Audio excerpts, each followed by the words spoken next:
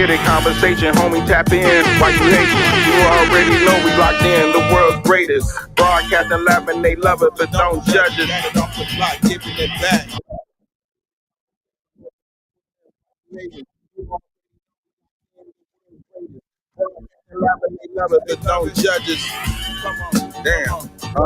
Got it off the block, forming a dynasty from a rock. Lay back in the tuck, play can't get enough. Yo, let's chop it up. Good evening, good evening, good evening. Grand rising, grand rising, grand rising to all my overseas brothers and sisters and all my in-state melanated brothers and sisters. Welcome to another episode of Bearded Conversation. Today is Thumpin Thursday, y'all. Hey, big up to all my followers, fans, viewers, and subscribers. Don't forget to like, comment, subscribe, and share the video, y'all. Second, big up to the best moderators in the game. Y'all know who they are. Lil J Bucks, Master Teacher Buck, TLS, Principal Kenzie, aka P-Mac, Coach Ricky Diablo, Gary Bear, Big Frank, Uncle P, Marco, Sean Diacore Lord, and many others, and my big bro, Professor Remo, bringing up the rear for sure. And we can't forget about them queens. We got the First Lady of Gigi Gaming Palace. We got Miss Star Wars Marcus LLC, aka Miss Kimber, y'all. We got Big Dog, the beautiful Miss Asha Brooks. And last but not least, we got the Queen Goddess, Miss Cece Craven, carefully, y'all. Hey, and don't forget to check out we're in Chicago Pizza, Dan Soul Food Bakery, Cafe where grown folks play, Urban Lust Cafe, in the house of health and wellness, y'all. When y'all in Chicago, man, check out, patronize, and support those fine melanated businesses, y'all. Hey, but y'all know what I like to do, man. I like to let y'all hear the things song without my beautiful voice all on top of it, without any interruptions, while I collect my thoughts and collect my notes and get myself together for my beautiful people. Uncle P in the building. What's going on, Uncle P? Hey, let's get to it, shall we? Hey,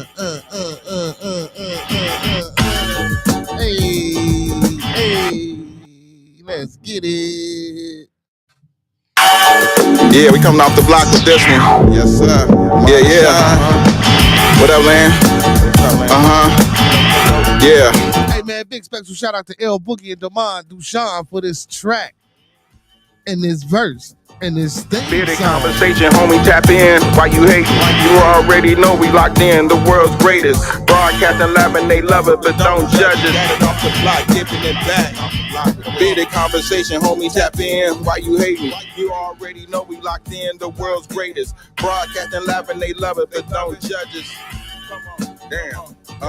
Got it off the block, forming a dynasty from a rock. Laid back in the cut, press play, can't get enough. Yo, let's chop it up in every location. A bearded conversation, opportunity keep knocking like child support payments. Started from the bottom like basements, now we famous. Podcast official, the topic will probably hit you from a distance like a pistol. Subscribe so you can listen to survival of the fittest. We talking it how we living it. Rolling like a dealership, managing several businesses. T-shirts, podcast, no, you don't need a membership. Just follow us on YouTube, Knowledge Supreme Infinite. Chicago got a dipping excited, let's talk about it. Going live, check your notifications so you can holler. Or leave it in the comments, debate it, just being honest. Chicago topics, worldwide views, we supersonic. Big gang is conquer, circle back round like every week. Tell a friend off the block, it's where we meet.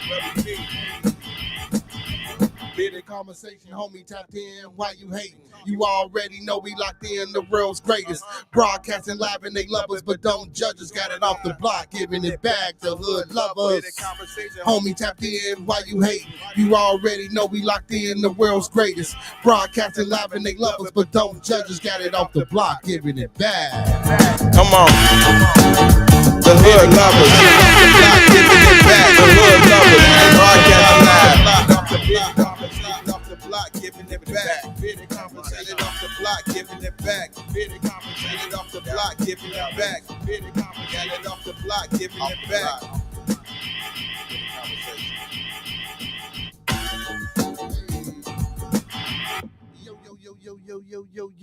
Yo. Welcome to another episode of Bearded Conversation. I am your host, Beard Genghis Khan, aka the Con Man, BKA Mr. BGK. Welcome everybody in the building tonight, man. Don't forget to hit that like button, y'all. Hey. Like the video, man. Thumb up the video, man. Like the video, man. Thumb up the video, man. Like he said, man, y'all know how I like to start off every show, man. So let's get to it, man. Let's keep everyone in our thoughts, prayers, views, and meditations. Let's keep everyone in our thoughts, our prayers, our views, and meditations. Once again, let's keep everyone in our thoughts, our prayers, our views, and meditations. That's people we come in contact with on a daily basis, people we're cordial with, our families, our extended families, and more especially our bearded conversation, our bearded studios, our beard. I ain't gonna. I was gonna say the bearded out, but our bad TV, but bearded out the dark TV family and our bearded tabernacle family. You know what I'm saying? Most definitely, man, because there's a lot going on, man, and I can't say enough about the positivity, and good energy and positive energy, and just good thoughts and good feelings and good vibes that we try to provide for ones. You know what I'm saying? And just let them know that shit. If you think you ain't got nobody, shit, you got somebody. You just ain't got in contact with it yet. You know what I'm saying? And also, man, we should be mastering those 5 key components of life, people. And that's love, peace, respect, motivation, and inspiration.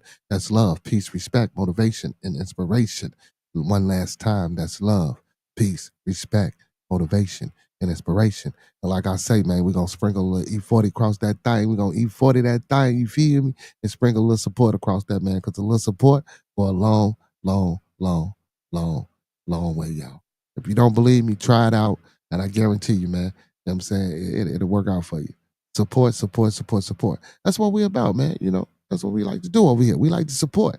You know what I'm saying? Hey, man, big ups to my co-host, L Boogie. Big ups to Roscoe P. Big ups to Cito. And big ups to my co-hosts with the most is my little one, hey, Jizzle, man, and big ups to my moderators, man. I got some of the best moderators in the game, man. They do their thing. You know what I'm saying? They keep everything on point. Big ups to my moderators, man. Without any further ado, let's get to it, man. The thoughts, views, and opinions of Bearded Conversations are the thoughts, views, and opinions of me right now. The thoughts, views, and opinions of Bearded Conversations are the thoughts, views, and opinions of me right now. I don't mean to hurt, harm, or to offend. I don't mean to hurt, harm, or to offend. This video stream is for informational, educational, and edutainment purposes only. Once again, this video stream is for informational, educational, and edutainment purposes only with the underline and undertone on edutainment. So I emphasize and stress edutainment. Please do not take any advice given or anything shown on this video stream for face value without consulting the proper professional that suits your specific needs. Please do your due diligence. Please do your proper vet work. Please do your research. Please get that second, third, fourth, fifth, and sixth opinion. Because we don't want you going out here robbing no bank, starting a revolt, telling your boss what he or she can take, how they can turn it sideways, and where to put it, as we had already warned you and told you that ain't happening. Yeah, man. Hey, what's going on, my peoples? I had to get that out the way. I'm talking about peoples, my beautiful people. We got to get out there, I'm talking about, sometime, man, we might go a little bit off the rails over here on Bearded Conversation, man. But tonight is Thumpin Thursday, man. Y'all know the routine. Y'all know the ritual.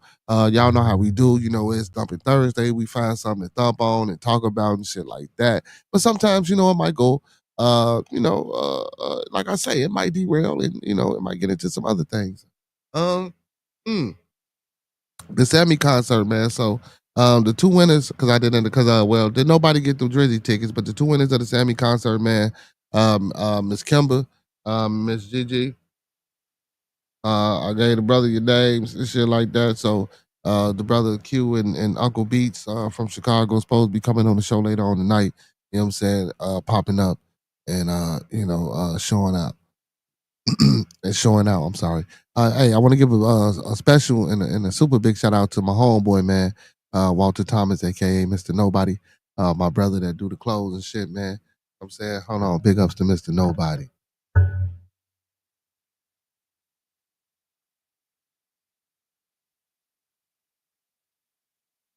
You know what I'm saying? Nobody clothed, and he got the ODB tatted on his arm, you know what I'm saying, for off the block, you know what I'm saying? Man, but yeah, man. What a day, man. I had an alright day at work today, man. It wasn't bad, you know what I'm saying? It wasn't good, but it wasn't bad. Nothing, nothing major. Oh man, but man, hey, I love my people, man. I was just waiting on this to come out. And well, and I kind of, you know what I'm saying, speculated and went into it, but I didn't want to do all that shit. But man, this Michael Jamal Warner thing, man, let the brother alone. Let the brother be in peace, man. You know what I'm saying? All the shit now they talking about could it have been a sacrifice or some shit for Bill Cosby and Cosby talking about, the death of Malcolm Jamal Warner. It felt like the death of his sons because, you remember when he was trying to buy NBC, his son. All that, I don't know. I ain't even bother to dibble and dabble or research or get into any of that. But now that's the narrative and that's what they pushing out here.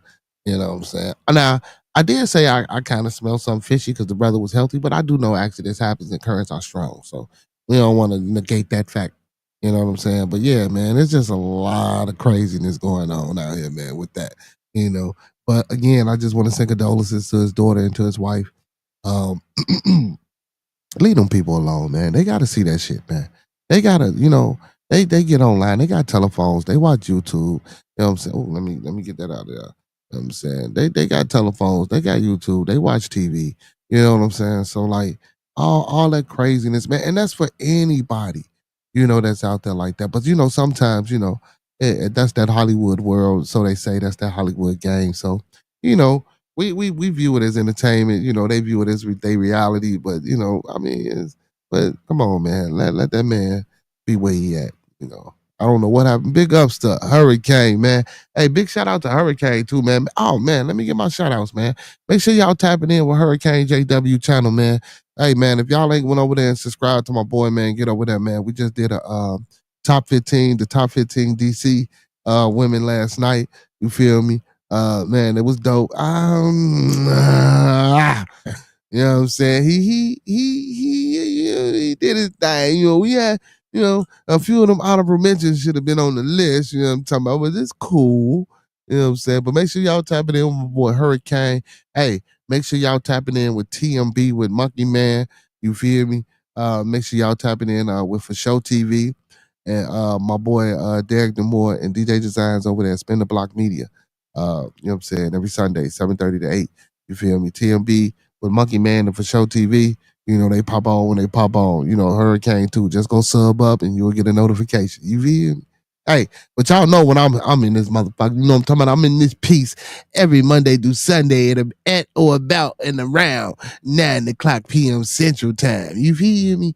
Hey, tomorrow's Friday. I think I'm supposed to have the guy that was supposed to actually be on last Friday. I got to get back in contact with him and see if he can make it because I never came back and told you guys what happened. So he said he was in.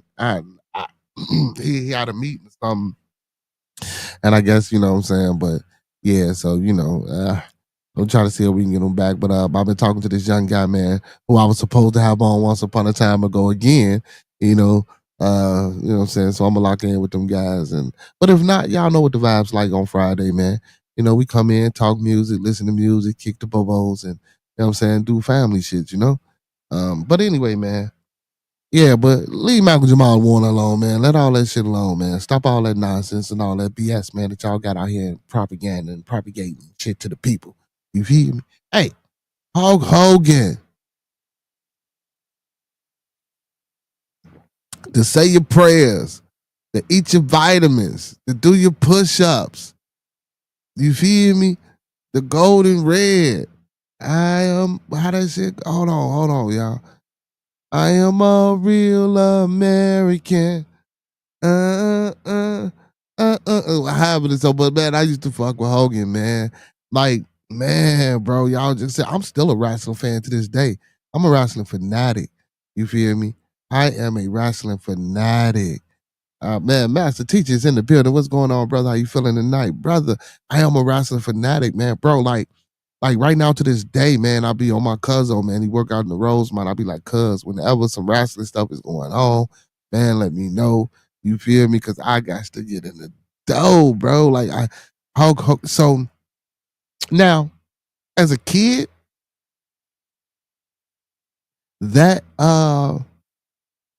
golden red Hulk was cool. He was cool. But I fucks with the NWO Hogan. You know what I'm saying?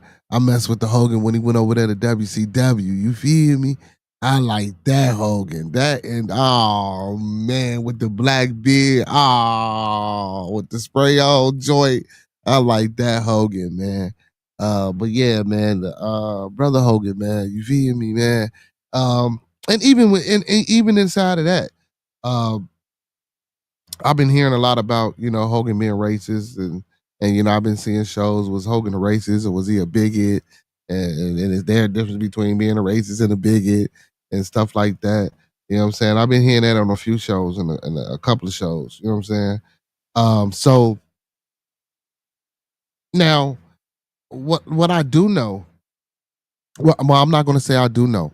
What I'm going to say is what I have heard through watching interviews and just because like I say, I follow wrestling. I've been a wrestling fan, man, for a very very very long time. But despite the fact of whatever that situation was with it, with that, it's still death is still never, you know what I'm saying, a thing to be looked at, loosely. Even though I'm not gonna go there. We're gonna do that Sunday. But I say this, it's supposed to be a time of celebration. You know what I'm saying? It's supposed to be a time of a warm gathering to celebrate the ancestors passing and going on and transitioning to whatever. If you believe in that, you feel me? Um, so you never want to taint anybody. That's why, I try to be cool and cordial about some of the things that I say when I say about some of the people, regardless of what, because it's still all about respect, you know. And for me, even though he was a racist, I'm sorry, even if people say he was a racist or a bigot, I'm sorry, I didn't mean to say that. Even though people may have said he could have been a racist or a bigot or whatever the case may be. But for me growing up, man, Hulk Hogan was a big staple, for me being a wrestling fan, and him being the good guy. I didn't know any of that. And at that time, shit, I didn't even understand that. You know what I'm saying? So I didn't even care about that. So he was a good guy for me. And man, like shit, man.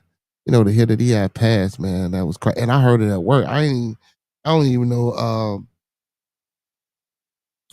if it popped up on my feed, with an article or something. And then as I went live, what's crazy is as I went live, I had synced it, ain't that something? I seen it uh as soon as I had hit my screen to go live with you guys. So I do have so it did. I just didn't see it. So and then I heard they said he was 87 or something like that. You feel me? Man, wasn't even 87. You know what I'm saying? But I'm gonna read this little article. Yeah, bro. Uncle P says R.I.P. R.I.P. the Hulkster. Brother MT says yes, the Hulkster has passed. Uncle P says, I remember wrestling in the old Chicago Stadium, Con. Oh, man. I ain't never wrestled in the old Chicago Stadium. You know what I'm saying? I ain't never wrestled in there. Damn. I was a wrestler, though. I did wrestle in high school. Um, Sky Daily shut down the rumors that her husband, Hulk Hogan, was in a coma and near death just days before the professional wrestler died on Thursday, July 24th. So he passed away today. So Hulk Hogan's wife, Sky Daily, denied he was in a coma days before his death at 71, and he was 71 years old. Daily Reporter responded to a fan question about Hogan's health via Instagram story Friday, July 18th, denied there was any validity to the claims. No, he's definitely not in a coma, she wrote at the time, according to Penn Live. His heart is strong, and there was never any lack of oxygen or brain damage. None of those rumors are true. Daly, who married Hogan in September 2023, explained that her spouse had been dealing with a few health issues recently. Wrestling legend Hulk Hogan marries fiance Sky Daly 2 months after engagement. Wow. Well, I mean, he was old, so like shit, he old. Hogan, he ain't the same old Hogan no more. He old, man. And I didn't even know he had divorced his the old wife. I remember his son Terry tried to not Terry, I forget. What's his son's name? He tried to wrestle. He wasn't that good. It wasn't. You say I'm talking about fights. Oh, you start saying I'm talking about the fights. I'm not a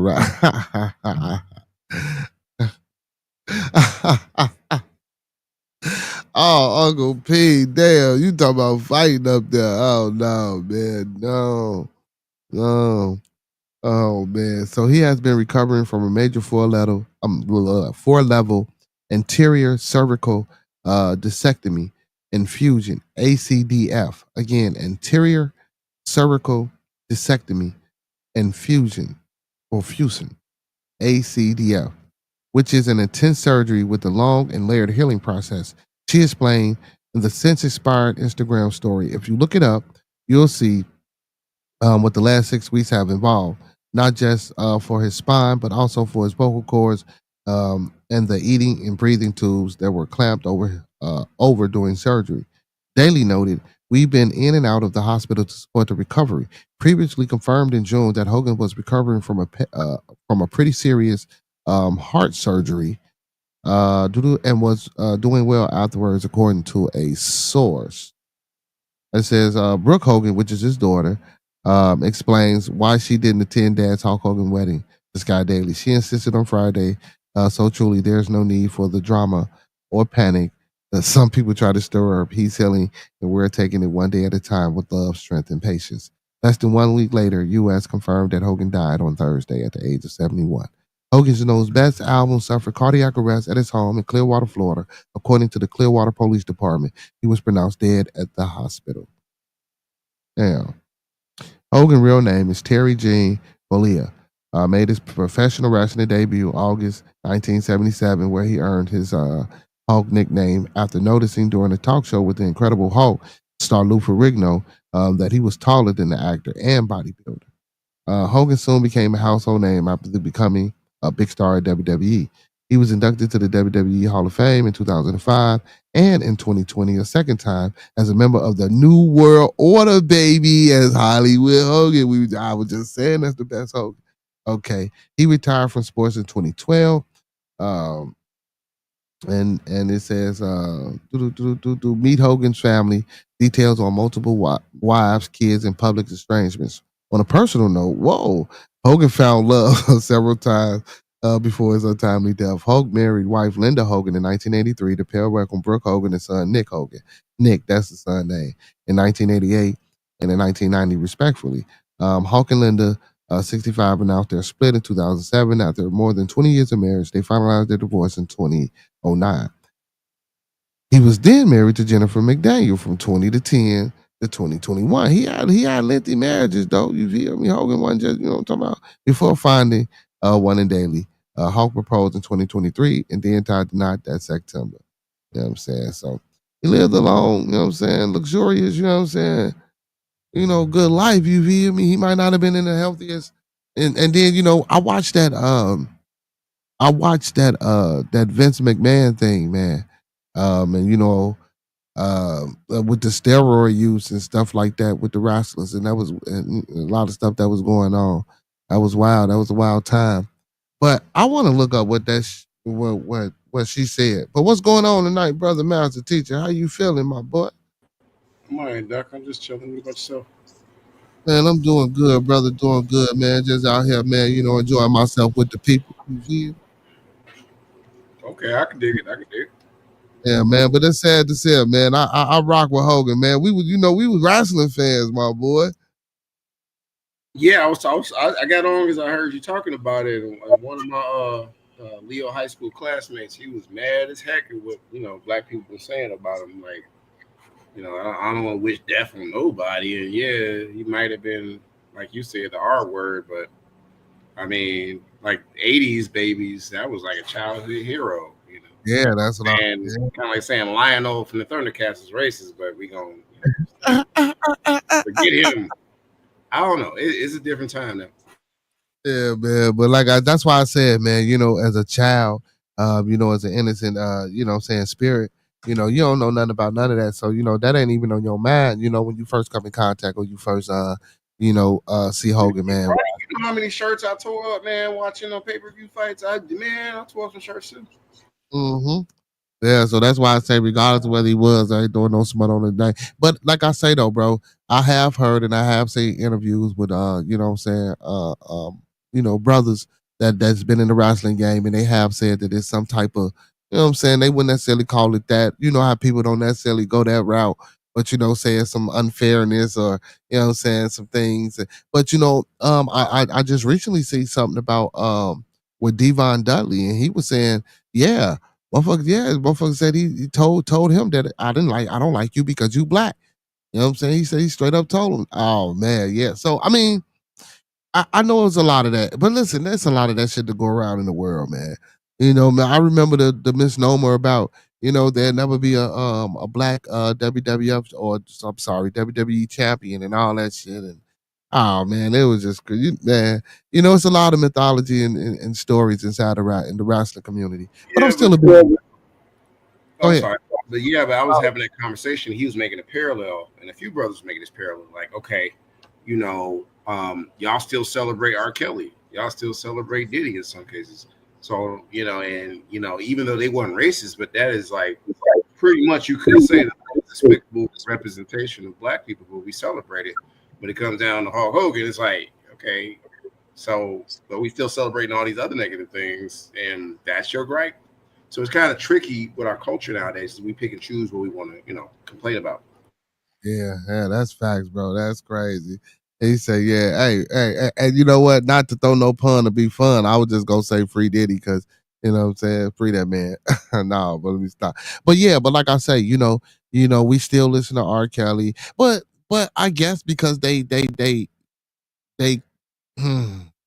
guess because they black as well. Yeah, If that you still excusing what they did though. Right. But I'm just saying that the thought process of the people, who do these things. Well, he black like me, but wrong is wrong. It still don't negate the fact that he could have potential. But even though he was cleared of the charges, though, some of them charges they didn't. You know what I'm saying? So, we not. You know what I'm saying? We got to Yeah, hold. Hulk Hogan was still a childhood hero though, so it's just like we got a double standard going. I was just saying, don't do it. We ain't gonna do him in too bad. Now, R. Kelly, yeah, I can't help him. I can't help him. I can't help him. I can't help Kills. I can't help him. But I do. But listen, regardless of whatever, what I'm saying, the fact about that, I still fuck with Hogan, man. I like him as an entertainer. Yeah, me As too. far as wrestling, man. That don't mean I subscribe or what I'm saying, I'm finna go to the man's house and have dinner with him and no shit like that. You feel me? At the end of the day, I know what's going on. But yeah, man, it was just sad though, bro. So who was your best Hogan? The gold and yellow? Hurricane, who was your best Hogan? The NWO was mine, man. That's when he really got it in. He came to villain. That was his villain era. Yeah, man. Scott Hall, Kevin Nash, they came in as the outsiders, bro. That was dyed his beard gold, and what he do? He black and he did some changes stuff. I was like, this is a different Hogan. I like the Iron Sheik. Uncle P say the Iron Sheik was his favorite villain. I don't know. I like the Iron Sheik, but as it evolved and shit, as wrestling evolved, who I say my favorite villain would be Bobby the Brain Heat. I like the Bobby the Brain Heat. Mine was Shawn Michaels. I'm gonna be honest. Shawn Michaels? Shawn Michaels or Triple H. Damn. Only reason I say, and I'm going to tell you why I say Bobby the Brain, and I'm going to let you explain to Shawn Michaels and Triple H. See, I say Bobby the Brain because I'm a wrestling fan, so I've been watching wrestling. So when I started watching wrestling, I wasn't watching Dick the Bruiser, Bobby the Brain Heaton, and Axel. What's his name? Not Axel Butch Reed, but Bobby the Brain. You going older. Yeah, so I was watching them when they was wrestling before the Terry Funks and the Kevin Von Erichs and the who the Dusty Rhodes and shit like that. See, I went back and I started watching them old joints, man. If you going back like that, bro, I would go with the $1 Million Man. That's going back then. Nah, but see, he ain't back then. He Bobby the Brain Heaton way before him. That's what I'm saying. I'm trying to catch up to you. That's the best one I got. See, and the only reason I say that cat because he always was the bad guy, goofball ass, but he could wrestle a little bit. Then when he became a manager, and then he became the analyst commentator, bro, he was hilarious, bro. Doesn't Piper fit in with that time frame that you talking about? Piper was more in the line of when Hogan, Andre the Giant. Oh, okay, so you going way back then. Yeah, Dick the Bruiser. Like I say, Bobby the Brain Heaton. I can't even remember no more. I don't know why. But yeah, this was like the 50s, 60s type joints. You know what I'm saying? That's what I'm saying. You're going way, way back. Yeah, see, I want to say I like wrestling. And that shit, and that's why, and a lot of people don't know that 50s and 60s wrestling is the reason why I scripted and storyline now, because a lot of them motherfuckers was dying and and they really was getting knocked out, because of course we know two grown men ain't finna sit up there and fight, no black guys and no bruises and shit like that. We know that, bro. But Hey, that craft though, and choreography and getting slammed on that mat and having somebody jump on you, even if you know the corrective ways to, you know, to absorb some of that impact, that shit still hurts. And you gotta imagine, they doing this every week, every Monday, Thursday, Saturday, Sunday, NXT, like bro, And traveling to different states to take that beat. thank you. Like, but back then, bro, they was doing it, but that shit was for real. You know what I'm saying? And they had to figure out a way. That's how it became scripted, man, because too many almost get messed up. I ain't laughing at it, but I'm like, wow, because it was just because you had boxing and all that other, so they was trying to, that's what they was competing, against and up against back then. No, So you're right, because they was like that the debate about WWE versus WWF, and it's like they had to change it eventually to E because that's when they started figuring out it was kind of scripted. It couldn't be Federation. No, the WWE. No, that happened because of the World Wildlife Foundation. The World Wildlife Foundation, they sued them and said that they had the acronym of WWF before WWF. You know what I'm saying? That's why they had to. I heard it's because it was like it was not a federation. It was not an actual sports federation. It was like really about entertainment. That's what I heard, but that's a different angle. That could have been like the real issue, you feel me? But the surface issue what they give to the people, which we can look it up and Google it. But that's an interesting take, the one you said. Now that one I never heard. But yeah, the World Wildlife Foundation has sued them, bro, because they laid claim to WWF first, so they had to change their name from the World Wrestling Federation to WWE. But understand this, they were a federation though, because WWF, all those like the USWA, NWA, wrestling federations and all those local towns, they were like umbrellaed up under that shit, and they was snatching motherfuckers from them. Just like right now. Just like right now, when we watch AEW and TNA, all that shit is linked with NXT. All that shit. Well, they say Vince McMahon stepped down, but all that shit is his. All that shit. Even at one point in time, WCW was owned by Ted Turner. You know what I'm saying? The TNT dude. So, they was really, at first, it was really going up against them and shit. And they was really, you know what I'm saying, buying motherfuckers and paying them because if you watch, they was like, you watch the Vince McMahon shit, he was like, man, they was giving motherfuckers $1 million for one night. And you ain't have to do shit else. You feel me? Like, Hogan was like, I ain't have to do that. Or motherfucker was like, I ain't got to go there. I ain't got to do it. Because, WWF at that time, I'm sorry, WWE at that time. And I want to make sure we say WWE and not WWF. But again, y'all, then, but then it was WWF. But at that time, bro, they was traveling and they probably was doing 40 shows in 6 days or some shit, the way they was, you know what I'm saying? And then, like you say, traveling in different cities and not getting paid and, man, on your body. Even now, bro. Body damage, yeah. Even now, bro, like we know it's like scripted and fake and shit, like in choreographed. But bro, yeah, I be noticing now, man. They be coming out there with bruises and whelps. They don't put that makeup and shit and hide that shit on no more. They really be getting it, bro. I fuck with wrestling, man. I fuck with it, man. Yeah, but yeah, man, that's why I hope. Now, Sean, you say, my bad. Shawn Michaels and Triple H.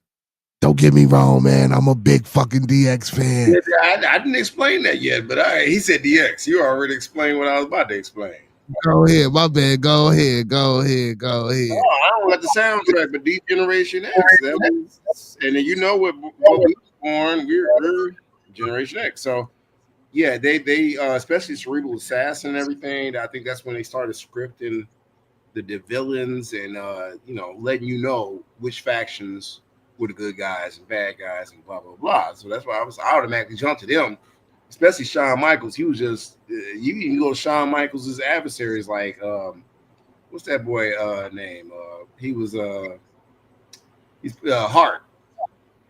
Bret Hart, yeah. Look, so Uncle P said he was kind of like a good guy, and then it kind of flipped, and it was crazy. Yeah. Oh no, so what you said? So Uncle P just said he picked the Sheik because the American audience hated him because the Sheik was from Iran. So that's cool. But now, like you were saying, Hart, brother teacher. So look, Hurricane said the best villain was Vince McMahon, Montreal Screwjob, and that's when you just broke up Bret Hart. Bret Hart. Remember when Shawn Michaels when that shit happened?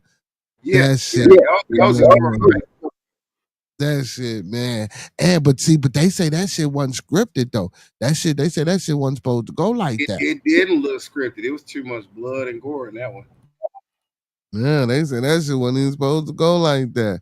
He said wrestling is part of the American culture for over 150 years. Yeah, you know what? Wrestling is part of of a lot of cultures. You feel me? Like, with the Greeks in the Olympics and shit like that, wrestling has been around, for eons, man. Even throughout slavery, they used to have us wrestling and battling against each other. So wrestling, yeah, man, wrestling has been part of, man. He said they did bounce in the late 1800s. Yeah, in fact, that's what I'm saying. Yeah, yeah, yeah, yeah. They got sued. You right. Yeah, they got sued, man, by the World Wildlife Foundation, man. And that's how all that happened. Look, Hurricane with you, Fox. He say DX all day. Don't give me. You know what? Okay. Generation X. Okay. Okay. So can I do this then? Can I error my villains? Can I error my villains? I want to error my villain because I fuck with it because DX, man, boy, the whole crew, bro, from the 1-2-3 Kid, remember the 1-2, well, X Pac, you know what I'm saying, or Six Pack, whichever one y'all. My whole thing for that year was like, suck it, I'm sorry. Yeah, man, bro, that shit was man. But if that's the case, then y'all hold on. If I gotta go out and say a villain, even though I wouldn't say he was a villain, I'm gonna fucking say Stone Cold then. I'm gonna say Stone Cold. Stone Cold was in the middle though. Yeah, he was. Card. You talking about the rattlesnake? I don't know, man. That was a flip card. That's my favorite wrestler. You know what I'm saying? Then Ric Flair, number 2. You know what I'm talking about? Yeah, mine's Shawn Michaels or either Triple H because they pretty much embodied what a villain would be when they was doing their thing. Yeah. Oh man, Shawn Michael, man, when he kicked Marty Jannetty, man, through the fucking glass. Oh, that was man, on the Beautiful to Barber BK segment, man, I seen that. I ain't see it live, but I was watching that, man. I seen that. I'm like, damn, that was DX came out like thugs, man. That stuff was crazy. Yeah. DX. Hey, but that's why I say NWO was the shit. He wasn't supposed to ring the bell. See though. Oh man. Yeah, on that Montreal school. Yeah, he wasn't. Yeah. See though, boy. DC, what's going on? Oh, I forgot about the 4 Horsemen, brother DC. Man. Ric Flair. Yeah, man. Ric Flair, Arn Anderson, Ole Anderson. And then they because they was the Minnesota Wrecking Crew and shit, but they switched it up because Sting was a part of the 4 Horsemen at one point in time. Lex Luthor was part of the 4 Horsemen at one point in time. Who else? It was a couple of people that was part of the 4 Horsemen. I remember. No. Didn't they bring the 4 Horsemen to the WWE? I think so. But you talking about flip cards like Stone Cold? You got to add in Undertaker because he's a flip card just like Stone Cold. Yeah. Mean Mark Gallows, man. Mean Mark Gallows. Yes, sir. Well, Kevin Nash is too, because he was Vinny Vegas. And his first appearance his first appearance was the Wizard, you know what I'm saying? And Terry Blanchard, there you go. I mean Tully Blanchard, there you go. Tully Blanchard, because that was Arnett. Yep, Tully Blanchard. The dark hair dude. Yep, that was the 4th member. Yep. Tully Blanchard. That was his name. Well, the Horseman was the shit. You know what I'm saying? They come out there, you know what I'm saying, throw up them foes, baby. Ah, yeah. Damn. Cause you know what? That's what DX reminded me of, though. Real shit. DX reminded me of the 4 Horsemen. You know what I'm saying? When they first came out, man, with badass Billy Gunn and the Road Dogg and shit. Hey, y'all don't even remember the Road Dogg actually started. John Cena and the Road Dogg started at the same time. They was a gimmick together. Mm-hmm. They was a gimmick together. You know what I'm saying? Because that shit was a little bad, but it was dope. He said the original 4 Horsemen. Yeah. Yeah, Tully That's because Blanchard. you having the conversations. I've been having it all day since he passed today, Hulk Hogan. Because most people on the fence about that part. So it's like, you know, Well, but again, for me, like I say, now that I'm older, manager day JJ Dillon, yeah. I understand what's going on and what life is and the the value life don't have with people and the stupid ass choices and decisions that we choose to make, as far as the dislike, the hate that we have against, what I'm saying, another people, man. But again, like we stated, when we first started, bro, when I was a child, a lot of these things is taught. Big ups to overdose music in the building. When I was a child, we wasn't taught none of that shit, bro. When you come out, you don't know none of these things to to have feelings about or emotions about not liking somebody because of a social construct. You know what I'm saying? A color, black or white. You know what I'm saying, bro? So again, even if like I said, even if he was as a child, bro, Hogan was a fucking hero to me. Now, as an adult, do I still look at it like that? No. You know what I'm saying? But as a child, yes, that's what I knew. That's what we seen. That was his purpose. You know what I'm saying? So again, like I say, it's just all about a sense of understanding. You know what I'm saying? So like I say, I wouldn't. I didn't come to, and it's cool that we having this discussion, but I didn't come for that pushback about him being a racist or whatever the fuck people may have said. Because again, as a child, bro, when you seen Hogan, you ain't know nothing about that. You ain't know nothing about that, man. if I may add to that though, bro, I honestly like think about it in terms of you never asked about any of those wrestlers being racist. Like yeah, you got it on the screen, all these top fives. How you know they weren't racist? So like you look at it wrong. Then I also parallel it to like how we think about children nowadays. So I told you there was a certain time where I stopped celebrating Christmas, and my son knew that you wasn't getting a birthday present either. Like it was like times, like the childhood memories they end, but in the right place because it was like all right, you about 18 years old, bro. Ain't no birthday, happy birthday, go get a job, or Christmas. Christmas help us pay these bills. So it became real at a certain point, but I'm not going to deprive a child of that. You know what I'm saying? And at my age, watching Hulk Hogan or whatever, and I'll still try to participate in those affairs. But when you a grown adult, in my opinion, you got to put childish things away. And that's why I'm with you on like, okay, as an adult, yeah, I can see what you're saying. But as a child, I mean, that was my thing. That was a lot of 80s babies things. It's the same thing if I have a child around that age and they have a certain, thing they like Fortnite, Roblox, or whatever. I'm not gonna knock it, but at a certain time, you cut it off. And I think that's what we're missing. Like you gotta respect the time frame, especially with the youth, because this might be their hero, just like that was our hero back in the day. I'm gonna be quiet for a second, let you do your show. No, yeah, I mean, no, you're right. You shit, you're right. You was doing your thing, man. Shit. You're absolutely correct. You are absolutely correct, man. Big ups to Q for being in the audience. Uncle P says the Undertaker had almost 2,500 matches in his career. That takes a toll on your body, especially if you're juicing. Well, I don't think it was a case of Undertaker. I don't think Undertaker was juicing. You know what I'm saying? Undertaker wasn't never really Yeah, I don't think so. I think he was natural. yeah, Undertaker. Well, I don't know him now. Anybody else, Uncle P, we could probably put that on them. But Undertaker juicing, his body was never. Now that don't mean that he couldn't though. Fox, had some type of I know, what they but I call think he it. was a natural athlete the way he was doing it, though. Everybody Yeah, else, yeah, yeah. He was that specimen. But I wanted to look up what they said he had. So real quick if we can. So it says anterior cervical discectomy infusion, ACDF, is a surgical procedure that removes a damaged disc in the neck and fuses the vertebrae above and below to stabilize the spine. It's a common treatment for cervical disc herniation, spinal stenosis, and nerve compression in the neck. The procedure involves making an incision in front of the neck, removing the problematic disc, and inserting a bone graft, often with a plate and screws, to promote fusion.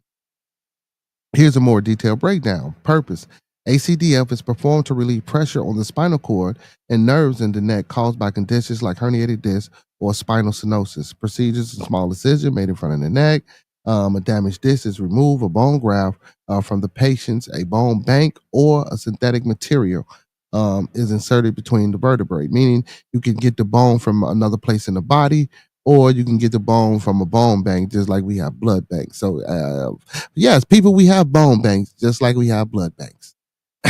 Or, they can make it like some type of, like a fake piece of cartilage or something like that, to insert. So that's what's meant by synthetic material. Plate and screws are often used to stabilize the spine and promote diffusion. So whatever piece that they put in, they add a plate on it, put some screws in it, and try to fuse it. Just like it's a regular vertebrae in your neck or your spine. It says recovery. Patients typically spend 1 or 2 nights in the hospital and may need to wear a neck brace for a short period. Physical therapy can help with regaining neck movement. It says ACFD has a high successful rate with many patients experience significant pain relief, improved mobility. Cleveland Clinic states that the success rate is typically 85% and 95%. But again, Hulk Hogan was an older gentleman. So of course, with any surgery and anything that's done to the body at an older age, we do know that the recovery rate is definitely not the same. You know what I'm saying? Definitely not the same. And I can say that with reading about what it is, I could probably about say that shit probably came from wrestling. You know what I'm saying? I can say that. You know what I'm saying? So Prometheus says the most matches in WWE by far is Kane at 1800. Yeah. Well, yeah, because them boys, that's why I say them boys was working, man. Them boys was working, man. Them boys was working. So and back then you got to think about it. Hulk Hogan was, early 70s, mid 70s, throughout the 80s, 90s, 2000s.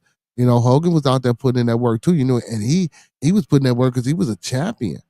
You know what I'm saying? Like, man, and he defended this. Imagine going up against Yokozunas and Andre the Giants and them big, man, you crazy, man. You crazy. Smokehouse in the building. Smoke, he said, sounds like that shit would hurt.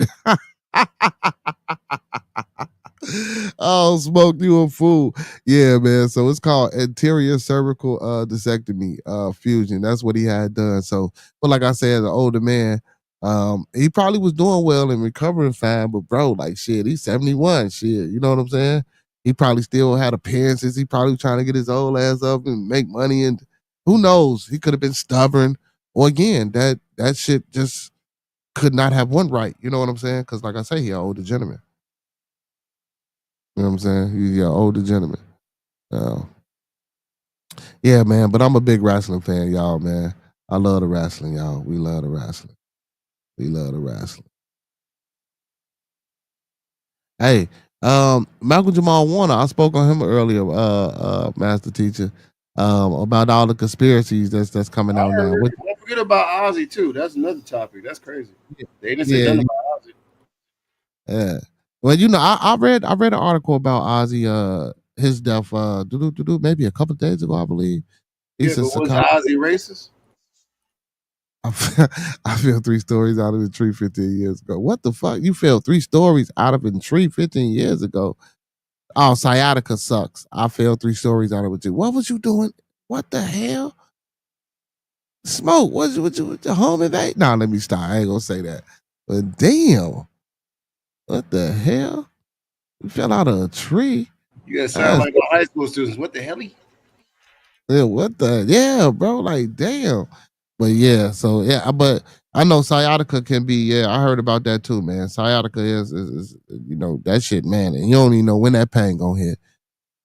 He said, especially when you try all road wrestling moves on each other. Yeah. Oh man, I used to do that shit too. Yeah, yeah, man. Hell yeah, we used to wrestle all type of shit, bro. That shit was fun. That shit was fun. He said, I'm about to clock in. I'm going to catch the playback. Salute everybody. Hey, yes, sir, man. I hope the Tigers lose. I hope the Tigers lose. Nah, I'm fucking with you, man. Hey, man, salute to the White Sox, man. The White Sox been on a tear lately, man. I ain't really no big White Sox fan, but yeah, they've been doing their thing. Shit, for that matter. Hogan was a racist, too. That's what we was talking about, Q. Yeah, we that's what we was speaking on. But Ozzy, I don't know. Was Ozzy like that? Teach you, did you anything about Ozzy? I've been listening to Ozzy on a regular basis. I listen to that because I used to do rock music on the guitar, but they said nothing like they said about Hogan about him. I don't know, man. Shit, but a lot of people like that, man. Like, man. I don't know. See, but I see Hogan might have came out. and said some shit. You feel me? Hogan might have came out and said some shit, you know. But Ozzy was biting heads off of birds though, bro. Like there's still no issue. He said he was biting heads off of birds. Hell no. Yeah, but that ain't got nothing to do with being racist. That's just biting heads off of birds. I mean, that's still inhumane though, isn't it? TMB in the building, what's going on? Yeah, that's inhumane, but you know. Hey, well, you would think shit, cause that's abuse to animals, that motherfuckers. You know how they be with them animals, bro. You know, motherfuckers. He did that at a concert. He bit that bird's head off. That wasn't no CGI. It's recorded. Actually, I heard that it wasn't. It was supposed to have been a prop.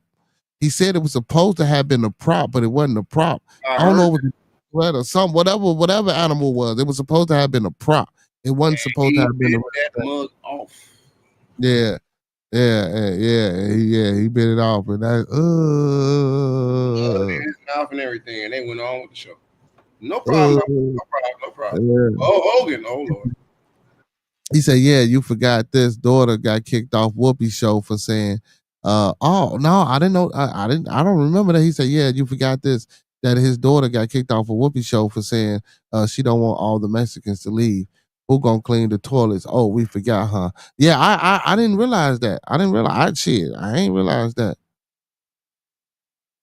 You got to send it to my phone text." He say, "No, you gotta." Okay, all right. Let me see. Let me see. I got you. But yeah, so what's that was the View, right? Fox, that was the View. Nah, was that his door? So yeah. Cause that's what Sharon was on, right? That was the View, right? The View, it was Sharon Osbourne, Whoopi. Yeah. And I think the daughter was on the show, but I ain't know she said no shit like that. You know what I'm saying? But that was against the Mexicans. See, I ain't gonna even be like that because I'm not that type. I'm not that way. But you know, people would say, "Well, that was for the Mexicans. That wasn't meant for us." You feel me? But still, you know, some shit like that being said publicly, man. You know how people can be, man. I ain't even know she said that shit. That's wild as hell. Well, shit, Trump say shit like that too. They don't say shit to Trump. They don't say shit to Trump. They don't say shit to Trump. I just sent it to you, man. I ain't even know she did that though. Damn, that's wild. Hey man, do me a favor, man. Y'all in the building, hit that like button. People. Like the video, man. Thumb up the video, man. Like the video, man. Thumb up the video, man. Oh man, Smokehouse B said he had to wear damn, bro. He said he had to wear a halo for 2 years, damaged 3 vertebrae, and split my dome from my forehead to my back, and had to get stitched back together. God damn, from 3 stories, man. Fuck, bro. Brother, all praises due to the universe, man, that you still here with us, brother. Man, so he said Mark Henry was the strongest wrestler ever, possibly was the strongest human at his prime. Yeah, Mark Henry, wasn't he in that strongman competition shit before? Yeah, I believe he was in that strongman competition. Hey, TMB. Well, TMB, hit him with it, TMB. He said, "Man, we all human and said stuff we wish we didn't. Let the hog rest in peace." Shit, we all said something racist. And and that's what I said. See, Monkey Band, if you was in the building, you know what I'm saying, before I said something, man, I had just said, bro, that you know, when I was a shorty, man, we don't know nothing about that, bro. So, you know, Hawk was a hero. So you know, I ain't trying to say nothing negative about him. You know what I'm saying? But hey, I didn't see an interview with Mark Henry, y'all. With Mark Henry, he wasn't talking about the Hulk, but you know, he was saying that, you know, it's messed up in the wrestling. You know what I'm talking about? Yeah, so yeah.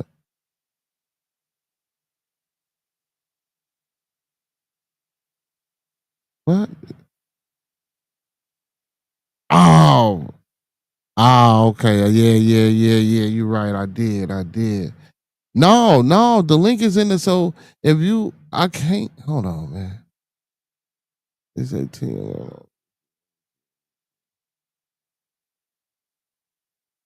And you ain't lying, Monkey Man. We all said some crazy.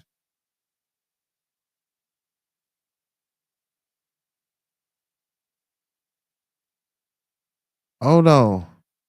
I think we see it's gonna buffer. It's gonna buffer. Is it gonna play? Let's hold on. He sent the video when she said it. Now you know what? I ain't even gonna get no strike. I'm gonna say that for my own personal eyes. I ain't gonna even play it. I ain't gonna even play it. Motherfucker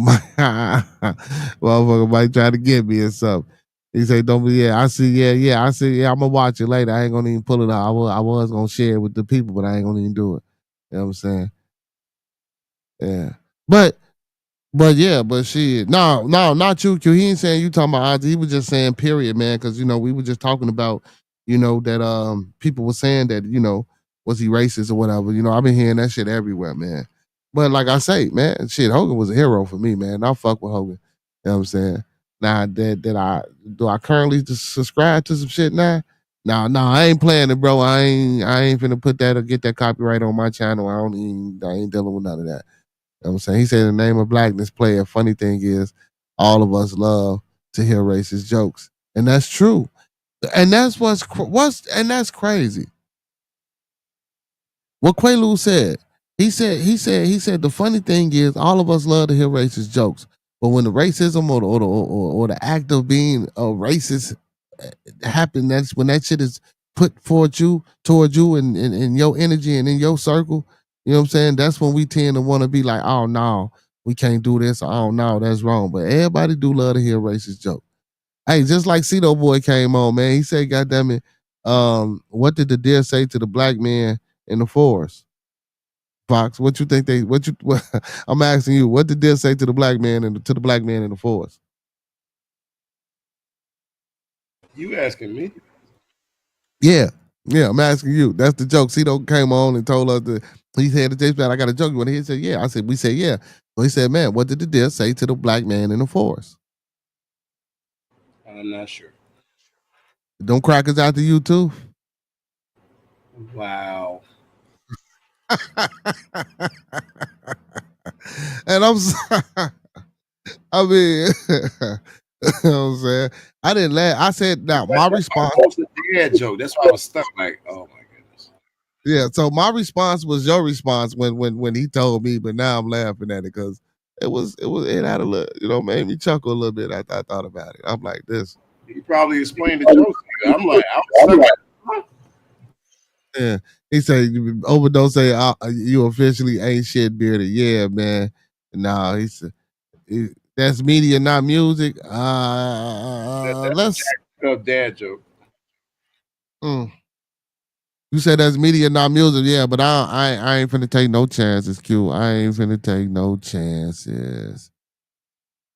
The WWE don't care, don't take care of their workers. Yeah, that's facts, man. I've been hearing a lot. Like I say, man, I'll be following the podcast and watching them, man. They talk about all that. He say, let the dead bury the dead.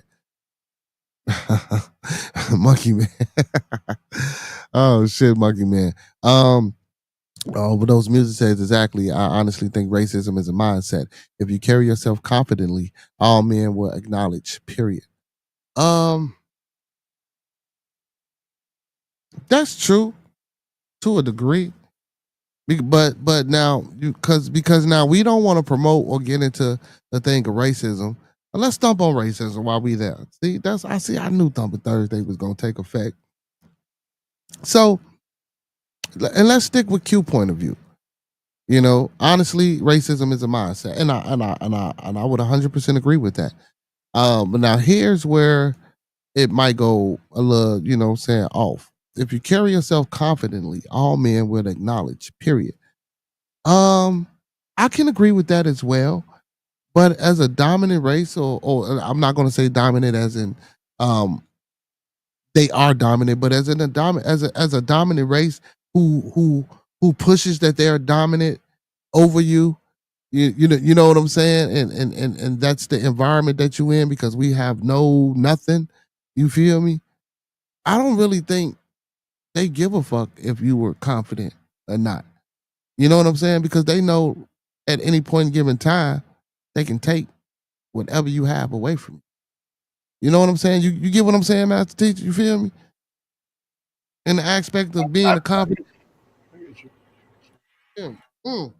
Now I'm not knocking down on the gate nor telling telling my brothers not to be confident and not to be the kings and the gods that they are. No, son, I'm definitely not saying that. Walk in your light, walk in your faith, and you know what I'm saying, do your journey, man.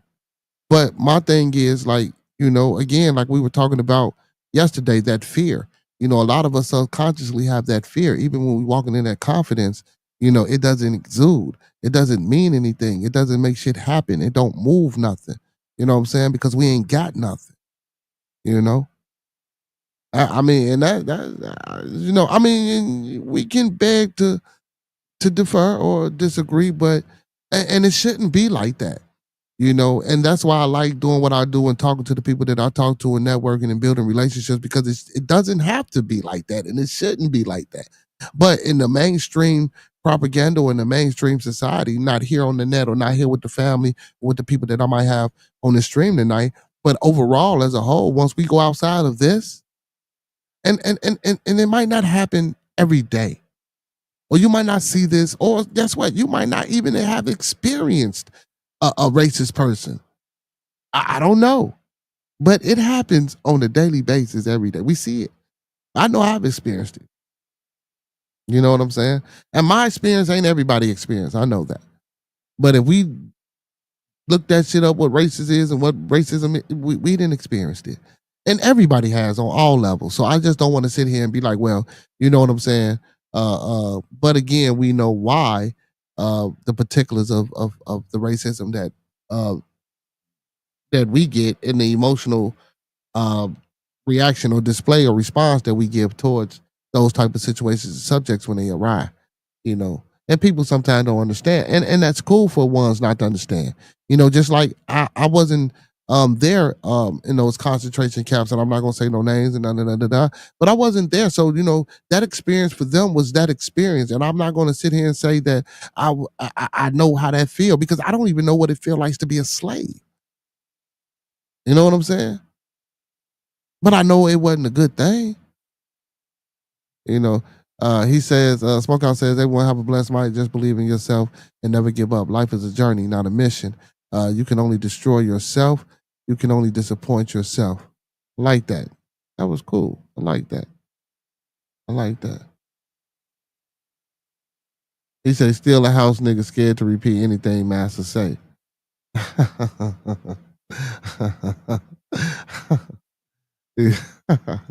Nah, man, it ain't even about that. Sometimes it's just about not letting your all your cards, not laying all your cards on the table. You feel me? That ain't how you gamble. You got to be a little bit more strategical and methodical with the way we develop what we trying to develop. You feel me, Q? That's all that is, brother. You know what I'm saying? But we still can use brothers, you know what I'm saying, that want to be, boisterous and on the front lines, brother. It's a place for everybody. You know what I'm saying? As long as they use well. You feel me? That's how I feel about that, He said you gotta be able to laugh. Yeah. Yeah, you gotta be able to laugh, Uncle P. Laughter brings people together. You know what I'm saying? But again, outside of all these different spectrums that can bring people together, the question is, and do we want to say that it's racism, or do we want to say it's people that's being racist, Brother Fox? Like, because again, we do have a lot of different things that bring us together, and that can put a different a bunch of people in the room at one time. But what is it that keeps the push off, the push away? You know what I'm saying? What is it that keeps the bounce back? Because you come together for this, and then bam, next thing you know, all that shit over with. What is that? What is how did that get here? What is that? And that I can't describe because I don't know what it is. You feel me? That keeps us from not coming together, and staying together, basically. You know what I'm saying? And to whereas we have to seek these divisive measures to put them up as walls and defense, so we say, to protect what we might have, or to protect a certain culture or a certain ideology or a certain philosophy. You know what I'm saying? That we might hold or put on a pedestal, and that we might deem, that's more well suited for society. That's what we're dealing with. So Overdose says if Masters catch you being cool with me, your ass getting kicked out of the house back in the fields with us, my boy. I've been in the fields, man. I ain't never been in the house, man. He say, Smokehouse says, we all a slave to the system that controls our life by numbers. And media. The government owns everyone and everything. That's true. That's true. Hey, Q couldn't say nothing. He said, "Yep, Smokey for sure." Hmm? That's facts. That's facts. You can't dispute that. But again, inside of that construct, there's still a system that's overhauling. You know what I'm saying? The people, man, that shit just can't be negated. You feel me? Smokehouse, that's just something that can't be negated, or overlooked or excused, no matter how. Even though I do feel and believe that it's a way about of it, you know what I'm saying, for the people. Yeah, we just got to do it. So they own everything, land beneath your house, and make you pay that privilege. Smokehouse. He said, Uncle P says hashtag taxes. And that's crazy, man. Here in the state of Illinois, you can't own no land. That's crazy. You can own a house though. And what's crazy, if you ain't got one of them houses that you can jack up and move, shit. If you can't own, you know what I'm saying? If you can't own no land, and then how often are you going to find a plot that's big enough if you can jack your house up so that you just move in your house and shit? That shit just ain't no regular thing. I seen that on TV before, bro. People, put the hydraulic pumps up under the house, pick the house up, put the house on a, big trailer flatbed, and they move it to one location to one destination to another. I didn't seen that, but that's got to be a certain type of house. A brick house with a foundation and a basement and shit. You ain't uprooting that. So man, that's facts, man. We all are slaves to a degree. You know what I'm saying? But again, like I say, there are certain systems inside of, all of us being slaves that just, come down harder on the group, And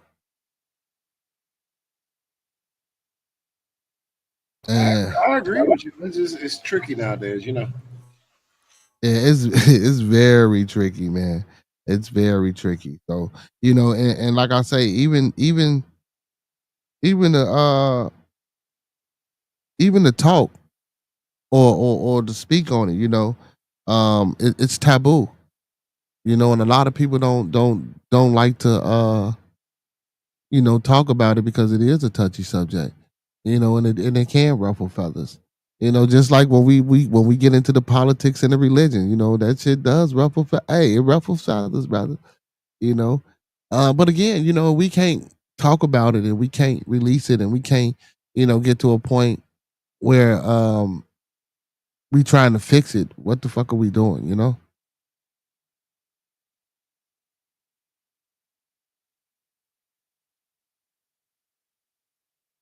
Hey man, hey, the people in the chat, man, y'all can hit that link in the chat if y'all want to come up and say something, man, and speak on what we speaking on, man. Let's get it.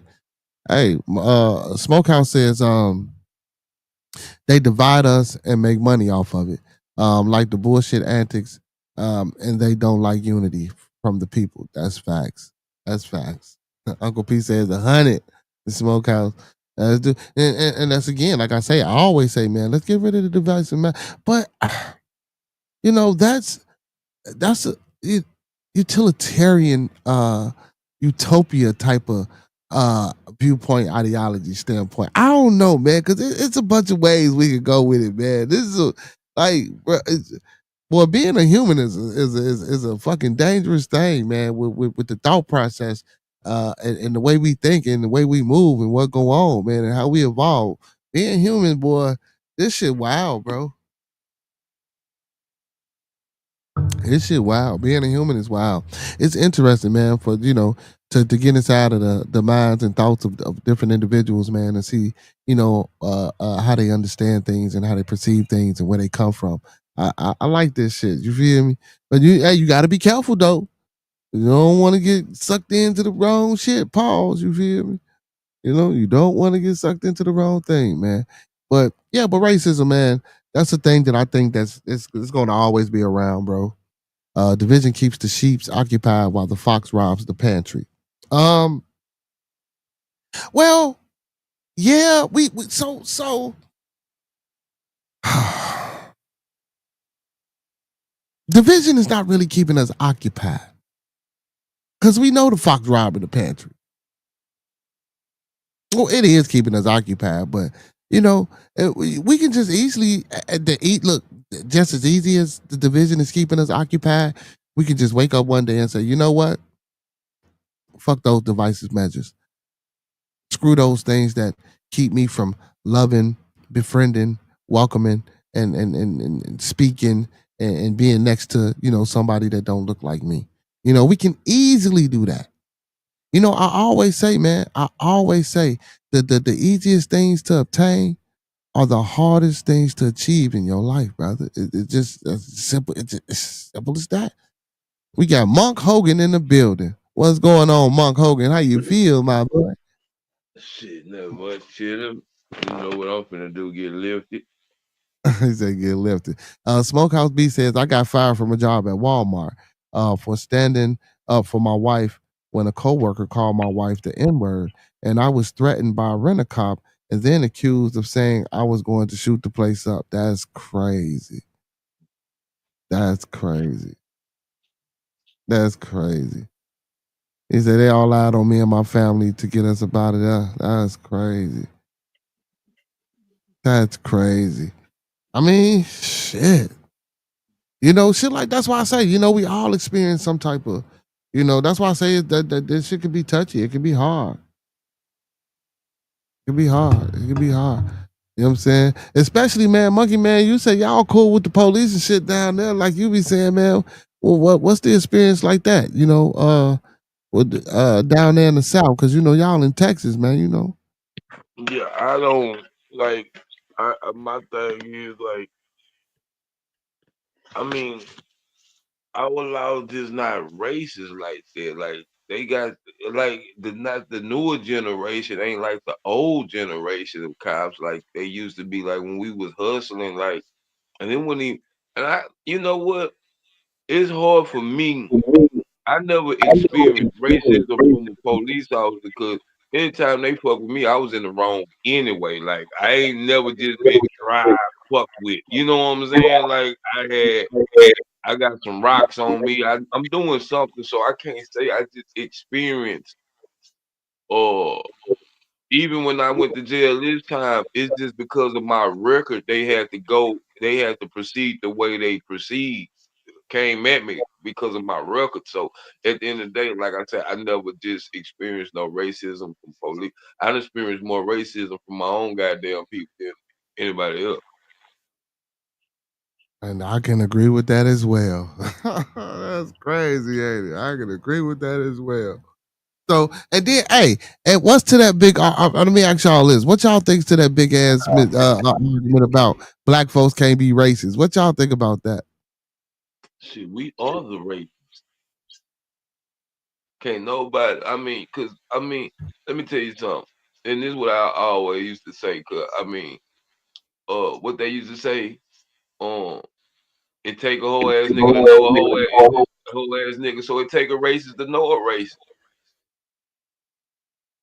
Shit, we the most racist motherfuckers that can be. Cause we judge everybody and everything. I don't give a fuck.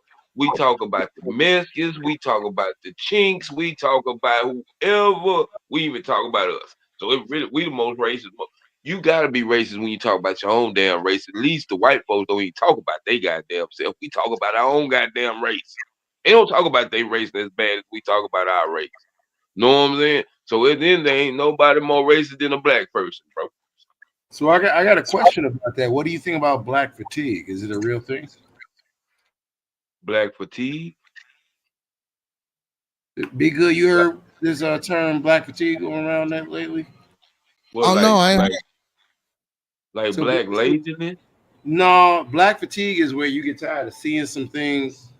Like case in point, I live in the South Shore area, but sometimes I come home and I got Negroes playing cards in front of my apartment, and it's like damn, why can't y'all do that at a club or somewhere? Y'all can do it right here, and I gotta walk around y'all. Y'all talking about on bro and them, on four and them, and it's like it's irritating to some black people because it's like we haven't developed a mindset where we can get out of that. It's like you see it, so it's automatically negative black culture, and that's what a lot of certain black people that may be Republican or whatever are like. Get a little bit of black fatigue here. I mean, I'm tired of seeing this from black people. So that's black fatigue from what I've heard. What are your thoughts on that? I mean, in the South, that's what we do. So I can't even, you know what I'm saying? Like, we'll hell, the white folks will bust out and play cards on the, you know what I'm saying? What they call the Parcheesi, whatever the fuck they be playing bridge or whatever the fuck. So I don't know. I don't So know it's nothing kind about. of Like like I say, the in trailer the park South, trash sitting in front of your crib, barring you from getting in your crib. That would be white fatigue, right? You got some crackers and you got, trailer park trash sitting in front of your entrance to get to the crib.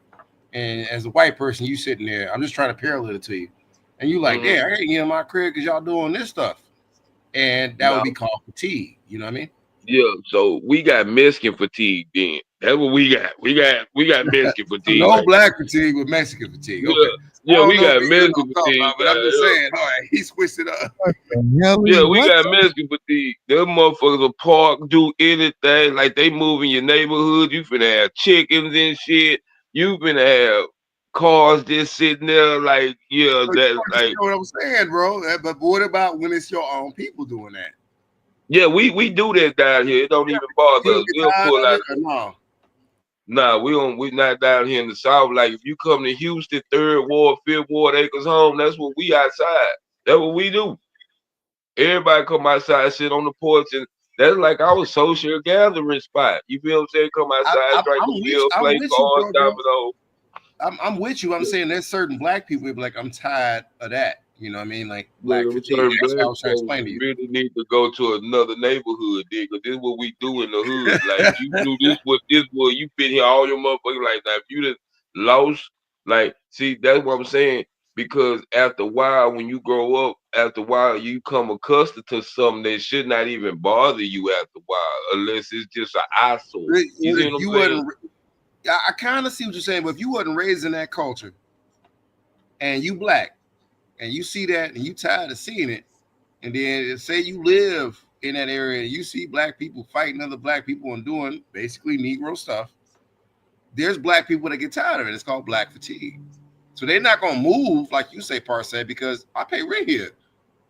And what they do is they go in their apartment, they just call the police on your ass. And you never know because they tired of that. You can't just make them Yeah, move because they paying rent. Just like right, it's right. black fatigue. Like I'm getting tired of black people doing this. And that's the common theme nowadays I hear from other people. I was just asking your thoughts on it.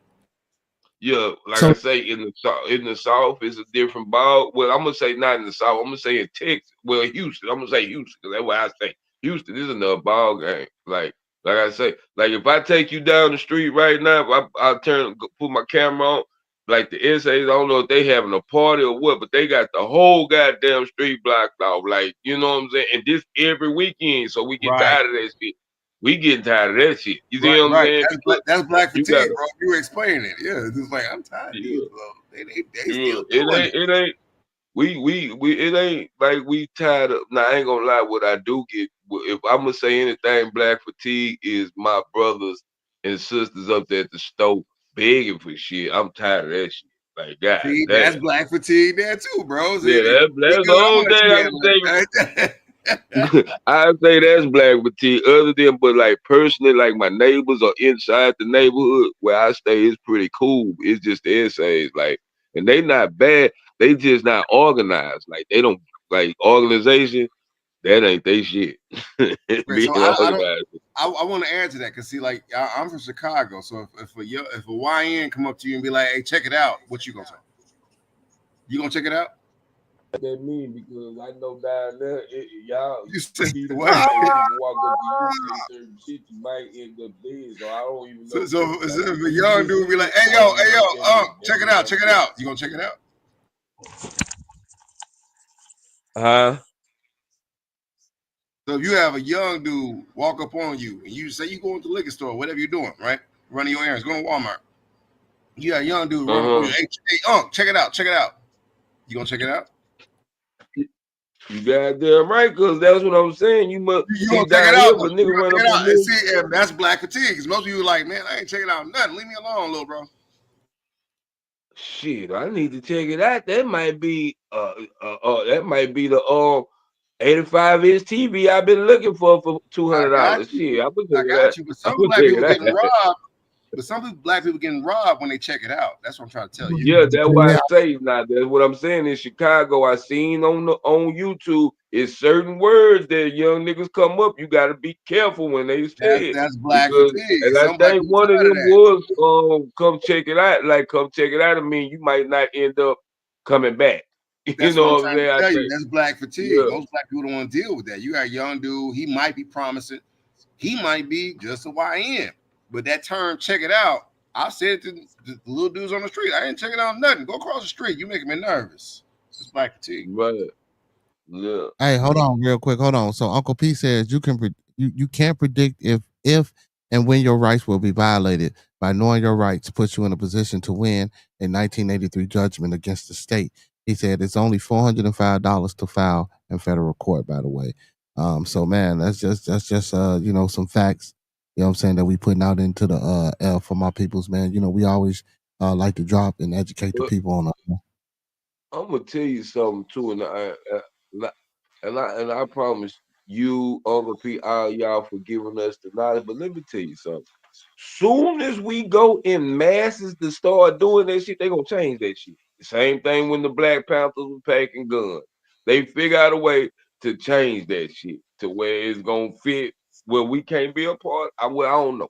I'm gonna stop saying that. You say it, So start thinking more positive, but guess what? So when they change it, brother, don't you know that what you think editions are to books? When you get a first edition or a second edition or a third edition or a fourth edition, those are amendments to those books. So guess what? If they change it, we just stay on top of the banter and on top of the legality, and we know what it is. So when they change it, we already ahead of the game. You know what I'm saying? We got to stay together, got to stay focused, and got to stay committed and convicted, brother. This just ain't no overnight drive, fly by ass mission or journey that we on. If you're gonna take this motherfucker, you better take it the whole ride. And if you don't want to ride, get the fuck up off of it. damn. Yeah. Nah, he just really fucked me up because I do got black fatigue. I'm sitting here tripping. I don't even like going to Acres home no more. Hell I yeah, I heard it's got still black talking. fatigue. Damn.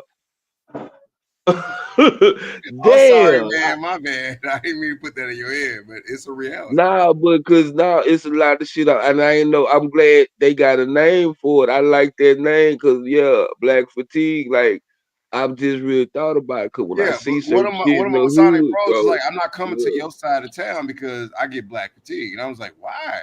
He said, South Shore area, man, they always begging, they always robbing you, and that's black fatigue. Or like I just explained to Be Good, I came home right after work and they outside barring the door so I can get in my apartment because they outside, rolling craps or whatever, that's black fatigue.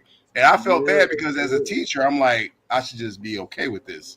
But Even my wife got black fatigue. Like she don't like going to no club. Like she don't like, and I'm like uh-huh. this Here too. you go. I'm The like this too clubs. because I'm scared it's gonna be a shootout. I'm scared somebody gonna get shot. Somebody, that's all. We It had a ain't about the club fight. called I'm talking. E2 in Chicago, and they trampled over people. That's a Yeah. classic case of black Hey, fatigue. yeah, 5 people just got shot on 87. The damn ride. See, black fatigue. Motherfucker, and that was the caption. Motherfuckers is tired of this shit. That was the exact caption, the words in the caption. Motherfuckers tired. That's black fatigue. Hey, Uncle P, that 85, when he said check it out, that 85-inch comment, that shit was funny. Monkey Man a fool say shit. He might just have that 85-inch click that I've been looking for. Walk up to that, check it out, and not come back. Yeah, all right. Yeah, that's why I say that. Why I had to think about it. Chicago and Houston different. Like I'm It's glad. Chicago. I'm sorry. That's why I'm glad I watch a lot of shit to learn about different cities. You gotta be careful when motherfuckers in different places walk up and say certain shit, because this might be the last conversation you ever have in your motherfucking life. You I'm know with what I'm saying? you. I'm with you So because I get so off when my you car. say Sometimes I don't respond. Cause that's why you say if a YN come say come check it out, I know you from up north, so come check it out means something different than it do in the south. If anybody come to me in Houston say come check it out, I know that nigga done stole something. That's what that They means. don't say come check it out though. That's what I'm trying to tell you. They say check Oh, it out. oh, check it out. Walk up on you real quick. Hey, check it out. Hey, check it out. Hey, check it out real quick. You hear me? Check it out. Yeah, don't Yeah. know you from a can of paint. Be like, hey, check it out, check it out. Hey, Hey, check it out, check it out. I be like, no, check yourself across the street, young man. I'm going to the store. Beat it. Old school, check it out. Check it out real quick, old school. What the fuck you want me to check out, nigga? No, check See, yourself across the street. yeah, but that's crazy because that's that I'm talking about. Well, if that was the case, like they did that down here, but they have a bunch of murders and robberies because we checking it out. This is I what hear it you, is. bro, but this Chicago. Yeah, that's Chicago. Damn, that's crazy. Like I be on the news like a motherfucker. Cause I'm nosy. What was what? Nah, I ain't gonna lie though. You But probably it's didn't kill according to. somebody. But see, I'm the type of nigga though. It's according to how he moving up on me. I'm not finna fuck with it regardless. It's according to. Hold on, homie, you moving too damn But fast. bro, they Like, call you from across the street. That's what I'm trying to tell you. Like I oh, literally, there was a gas station across the street. Little young dude said, "Hey, check it out." Across the street. I'm like, no, go home. Go do your homework. That's what I tell them. But you know, I yeah, said the same thing yesterday when Miss Cece was talking. When me and Miss Cece was talking about how, you know, you come in the hallway, man, and you know the blunt rappers and shit all in the hallway smoking. You know, like man, bro, y'all couldn't take the time out to That walk was outside. another one. Y'all couldn't take the time out to walk outside of the building and throw that shit outside, bro. Y'all had to fucking really just dump that shit on the stairs where people come in with their groceries and kids and people see this shit. Like, come on, or you don't know nobody inside of this crib who you could have knocked on the door, or don't one of y'all living inside of this motherfucker where you could just go throw it in the garbage, bro. You live here. Why would you do some shit like that? The mindset, bro, the mentality, the lack of not giving a fuck. You know what I'm saying? It's ridiculous, bro. So, and don't get me so wrong. And that's just not with the young. That's with them old motherfuckers too. That's just not with the yeah. young kids. That's what I was getting at. Good, be good. Yeah, cause really that's where the fatigue come in at on the older generation. You could kind of overlook kids because we done all been kids or pre or teenagers coming up. But when it's Yes, sir. grown motherfucker, that's what make you like you should know better, nigga. Like that's where the fatigue becomes. I don't know what that big. It got to go to another level of fatigue after you get grown. Like I can understand we get tired of the kids, that but niggas after a while, that's more than fatigue. That Yeah, gotta be more than fatigue. Cause you've been doing this for 30 years and I've been tired of it for 30 years, nigga. Like, you know what I'm saying? See, yeah. but that's your family member though. You can't it's some I what like they you call added that. That's your family. That's your elders doing this. This is sad. yeah. You know what I'm saying? That's the elders and the family doing it. Cause even some elders trip like today's elders, like you had the whole ass get off my grass elders or the ones that'll tell on your elders in the back of the day. Like the elders today, shit, they outside. Yeah, like a motherfucker, you don't even know. You can't even get nothing from them. I'm tired of that shit too. Yeah, we can't get no wisdom from them. You know what I'm saying? Like, damn. I wish a nigga would tell on a nigga child today, like back in the day. Like, I seen your son down there hanging with them boys. They no good. I wish they Yeah. still did that shit. Like Uncle P said, no more pride in your neighborhood like back in the day. Yeah. Yeah, we don't take pride in nothing. We don't care about nothing, man. You feel me? And that all, and you know, and that speaks to a lot of the shit that Smokehouse was saying as well. He said, "I'm tapping Hey, out. Everybody, much love. Keep being you." He said, "Don't let the system bring you down." He said, "We make the system. Let's take it and control the narrative and bring the real back to the people." Hey, big salutes to you, Smokehouse, man. Big ups to Smokehouse, man, for being in the building tonight, man. I like those words. but I this like is what he. my thing though. Let me ask y'all this, bro, cause I know y'all a little bit older than me, but I know, like, I how well what we dropped the ball at. See, that's what I was asking. Like I asked that too. Like That how is like the reason why I asked that question. Go ahead, Big. I'm sorry. No, so that's like what that's why I asked earlier too. Like, there's a lot of different things that can bring us together for a short period of time. But once that short period of time is over with, once we leave whatever venue or whatever place or whatever brought us together, once we leave that, it's back to, well, I don't like this motherfucker because he black, or I don't like this person because he white, I don't like this person because he Mexican, I don't like this person because he Asian. Fuck the thought of just being, a people. It's a construct, because that's the way. See, so if we go through our history and we look at conquest and we look at a conquering, now a lot of times y'all got to understand that these people ain't never seen these other people before. These people don't even know nothing about these other people when they moving and as they traversing across, you know what I'm saying, these countries or these lands and these continents. They don't know none of this shit. They just seeing people that don't look like them, that ain't on their timeline, and they just, you feel me? So we can never understand why the fuck do we think that people that are not like us are a danger to us? You know what I'm saying? Because it never really, I don't think, has it ever been a study involved? Because I'm saying, even throughout history, bro, none of these motherfuckers, unless, you was in close quarters, but, even through the wars, Greeks and Rome, motherfuckers was marching for, what was that, 30, 40 days to fight battles and shit. You know what I'm saying? Like, you ain't know these, like, what the fuck? Why do you hate these people? And that was so much racism. And we're not even talking about the black and white racism. We talking about the on each other racism. And if you want to go to the continent, I'm pretty sure tribes was at tribes or whatever the fuck you want to call them, or communities. They was at other communities.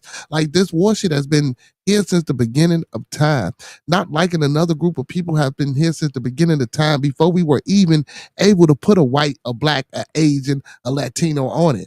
You know what Yeah, I'm saying? So I don't yeah, think we been doing this shit since the Gentiles and all that shit. Like it's been racist, like for yeah. real, those So bullshit. but then, and not to get off into some other spooky type of shit, but then that tends to lead you to believe, like, what created us, what made us, and if you go according to the scriptures, you know what I'm saying, not to offend nobody, but if let us make man in our image and our likeness. So we took upon the image and the likeness and the thought and the process of whatever created us. So and they said Yahweh, and Yahweh, if you do some research, was a storm god, was a war god. So maybe this storm and war god that created this such a supposedly a beautiful entity in us as humans, that war god mentality that he had inside of him, maybe, that's in our DNA. Maybe that's why we hate. Maybe that's why we have to think someone is inferior. Maybe that's why we have to always keep our foot or our hands on somebody's neck. You feel me?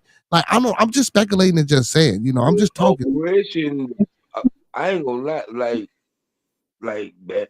It's been oppression since the beginning of time. Like we've been had something on our neck, regardless, that made it. Cause at the end of the day, it's like, and I But do but believe.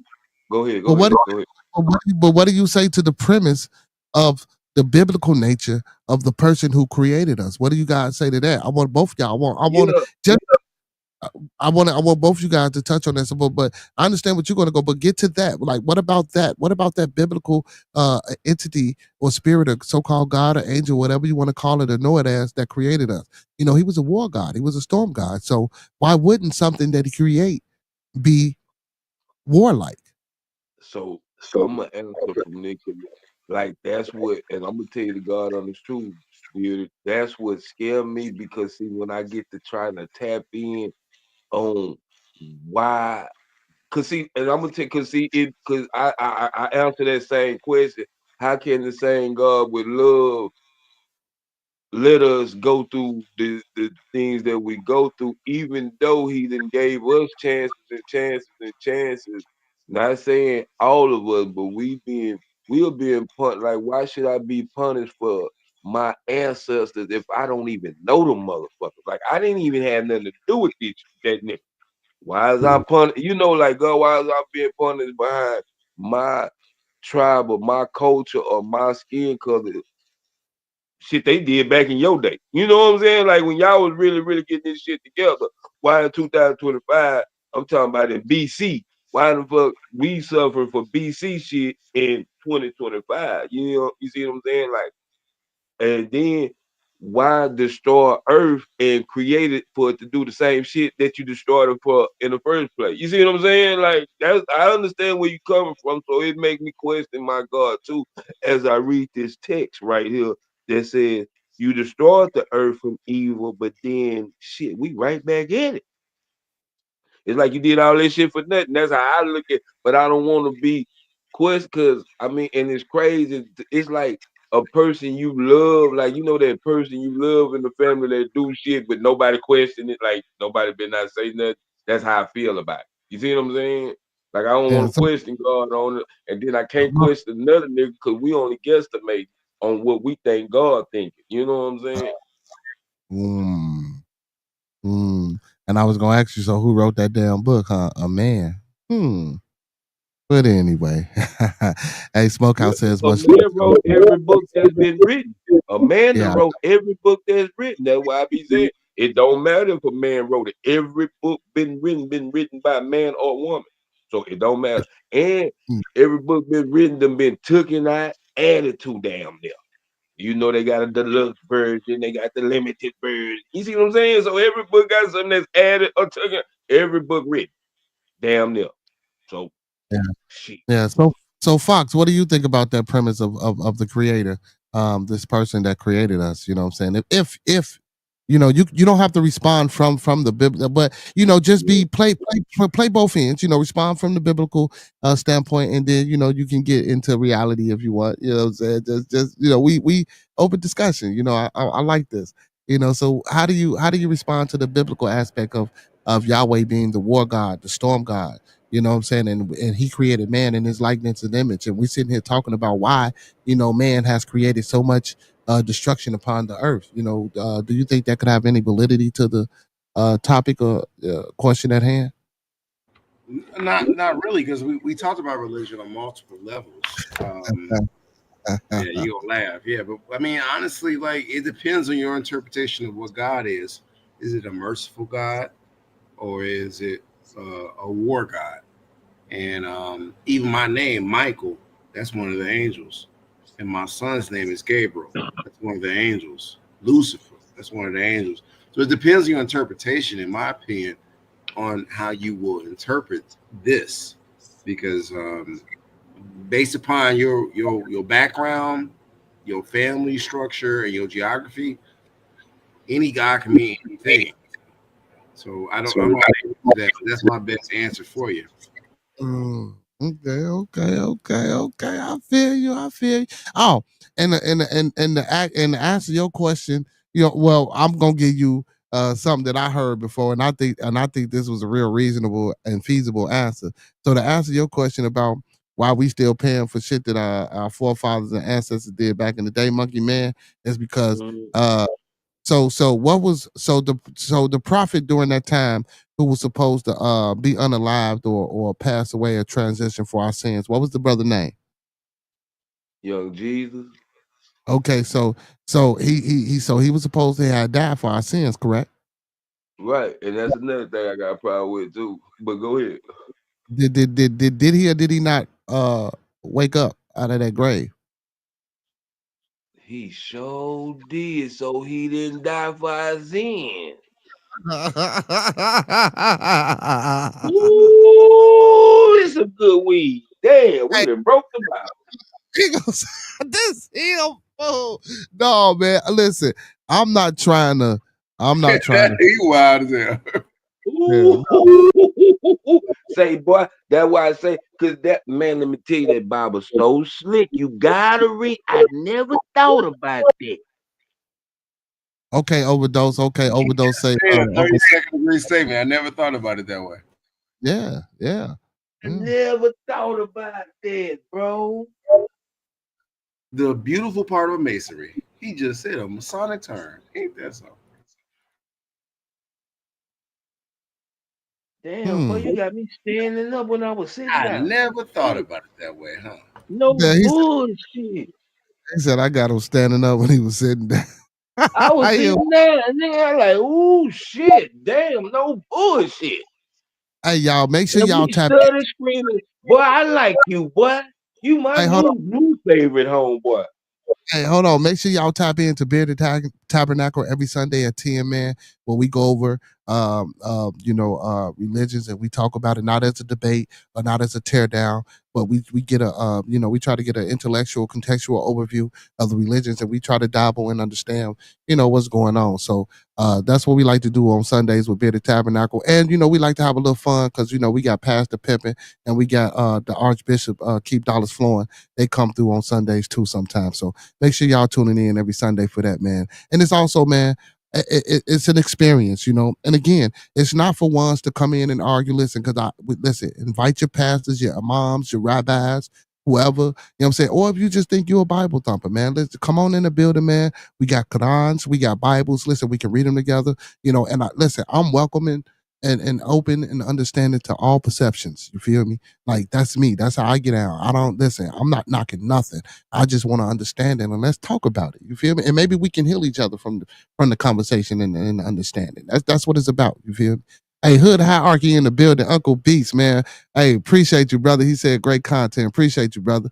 But but Monkey Man, I didn't say that I'm not trying to turn it around and nothing like that. And listen, this ain't a point of, calling out the fallacies of the book or nothing like that, because, it's still an interpretation. It's still The a Bible say, and I don't know how my girl be saying, but the Bible say you should in your like however you read it, however you comprehend it, you are good in your mind. Now the way you try to indoctrinate it on other people is different. But how you personally, like how you personally smoke your weed, how you personally intake your readings, that's how you interpret it, bro. And I can't, and all I can do is agree or disagree. But on there, when there, I stand on top of my chair in my house, nigga, smoking my weed, and I agree with you on that one, nigga. I stand on that.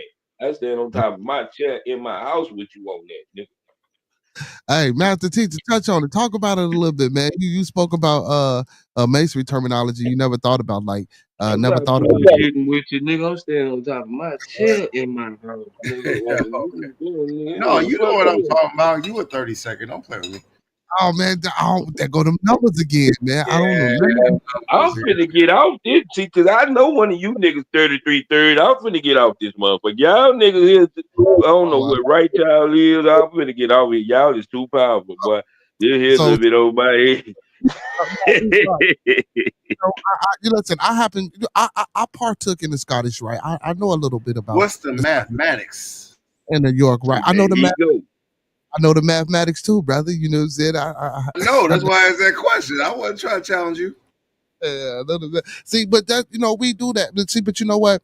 And a lot of people, at first, even within me, man, like Monkey Man, at first I thought I was being intrusive, with what I was doing. But then, I found out that, as a human, a human, HUE/ what word of HUMAN, Human. we yeah, we tend to go a little bit overly and beyond sometimes, and it's crazy because even though we saying we have black fatigue and about the results and some of the shit that go on in our communities, man, you'll be surprised sometimes, man. And I do want to say this: we'd be surprised sometimes about that black fatigue that we have against some of them young brothers. We'd be surprised about the minds and the ideas that these young brothers have, and how powerful they can be, man. It's just about the guidance, man. And again, it's about how we coming at them. I always believe in effective communication, and like Mike, when you put that diamond up. Remember when you put that diamond up, and we had Coach Ricky in the building, and Coach Ricky, and we Talking was about trying the to, Polsky diamond, yeah. yeah, the Hey, post. but let me tell you something that I know for a fact. It's not the YNs in Houston, bro. I'm gonna tell you something. If you really listen to, like, if y'all look at documentaries and listen to young niggas down here in Texas, bro, like they believe in God. It's just the misguidance. Like they believe in God, like they don't play about God, like for real, for real. Like I ain't gonna say they don't.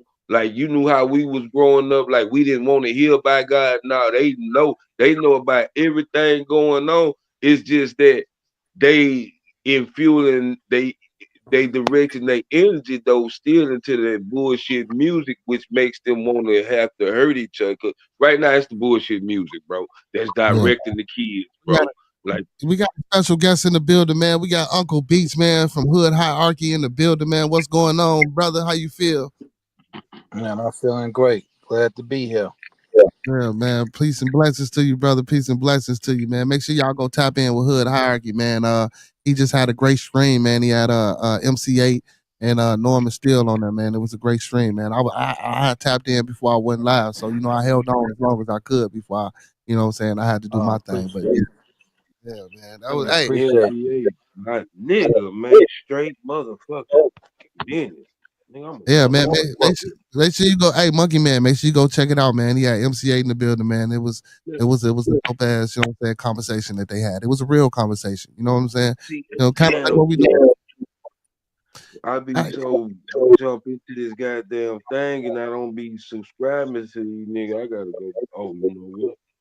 Oh I'm no, finna go. Yeah, you bro. I gotta don't be. subscribe so we can survive. Yeah, yeah, no bullshit. I'm on it, bro. Like for real, I gotta start going back after the show over with or whatever, and start going and subscribing to y'all, bro. For real. man. Yeah, most definitely. Hey, and you gotta subscribe to Uncle Beats, man. Uncle Beats, man. What it do, man? Listen, for anybody that's in the building that don't know who this man is, Uncle Beats, tell us who you are. Tell us where you from. Tell us what you do. Introduce yourself, brother. It's the one and only Uncle Beats in the streets like white lines on the corner like a stop sign. If you can't find me, I'm in your baby mama DM. But I do a bunch of stuff, man. I'm a music industry consultant. I done work with everybody from the dude in the basement all the way up to Jay-Z. And I'm also a radio personality. I'm on Soul 106.3 in Chicago, 8 to 9 on Sundays. Then I got the Hood Hierarchy Mobcast. It's on YouTube, it's everywhere. Last artist that I helped get a major deal was Fendi the rapper out of Chicago. Yeah. It's been a lot going on with Fendi. I've been hearing about Fendi. But yeah, man, we in the city too, man. We in Chicago too, man. We got to touch down. Oh yeah, This I'm from nigga, my baby I'm from mama the South DM for Side. real. Well, shit, South we Side on. South Side Inglewood in the building all day. Well, Anywhere shit, from motherfucking well, right anywhere now I'm from Damon to Halsted, I'm there. 50, in 50, the house. 59. Yeah. Oh yeah, I know about all that, brother. Well, currently I'm on the southeast side, but originally, what I'm saying, I'm a low end baby. You feel me? Okay. Well, yeah. Yeah, I rock with the whole city though. yeah, most definitely, man. Yeah, man, this our city, man. We do what we do, Yeah. walk through, man. Yeah, man, that's what's up, man. So Hey, I'm so on this bitch with the guys. Like that's what y'all say out there. I'm on here oh with the guys. no, man, we outstanding citizens of Chicago, Illinois, man. We good guys. You know what I'm saying? We got a Yeah. brother that we got a brother, Uncle Beach, that's doing things out here in the community, what I'm saying, with the music for the kids and other good things, you know what I'm saying? Then I got my brother, Master Teacher, up there. He do what all he do, man. He a scientist, he a school teacher, teaches STEM to the kids, man. This is a build. I love this. You feel me? This is what it's Okay, about. dope. You know what I'm saying? And me, I'm just an ex everything, you know what I'm saying? I'm a good brother, you know what I'm saying? I'm just in the building, I like bringing people together and making shit happen. That's what it's about, man. Because like I say, man, I, we got to support each other.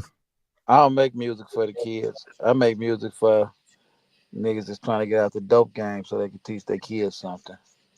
Yeah, I ain't facts. got time to raise the kids. I got my own damn kids. But I be trying to show niggas the way out the game, because it's been it's been portrayed to us so wrong for so long. So like I don't look at the generation of the music they making now. I was getting sold the same bullshit. People it was just different. So a lot of people don't want to change with the times because they don't understand the language that these young dudes be speaking. Hmm. But it's all the same. Kill black people at the end of the day. That's the same. I don't care if it was Scarface saying it or Easy E or Tupac. It still was kill black people at the end of the day, whether people want to admit that or not. So Facts. these shorties ain't doing. We just see it more because we didn't have the internet. If we had the internet, we would have been doing the same thing. We just ain't got the internet, especially in Chicago.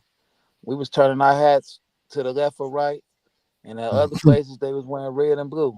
It's like, so how much more can you show somebody that you with the bullshit? if you turn your fucking hat to a certain way or you put on a color to show them. So it ain't no different than what these kids doing on the internet. Now you You right know, about I that. don't I I agree don't with think we you. would have been doing crimes, recording it and putting it on that all night that I much. really, I really think that is he got a point. I think that's because there was no leadership that we had in our communities, because we come from an era where it was single parent households and whatnot, and a lot of times the gangs and the streets were the fathers. Where you from? I'm from the same place as Be Good, Chicago. Oh, okay, Listen, yeah.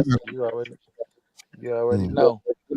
But just like when they be like, oh, they took the structure away and knocked everybody up. Like when I was coming up, they hit you in your mouth or kill you about selling dope on their blocks and stuff. So it's well, like they wouldn't know better. To me, what these young dudes are doing nowadays, besides the killing, they more advanced. They doing white collar crimes, which they're not getting 30, 40 years for, never coming back. They doing, they just smarter. Like I like what they doing. They just gotta stop with the killing. But our generation needs to stop with the killing too. So it's like we handed this Well, to them. yeah, every kid, They yeah, inherited every generation needs it. inherited beefs that they don't even know what's about. yep. What it's about.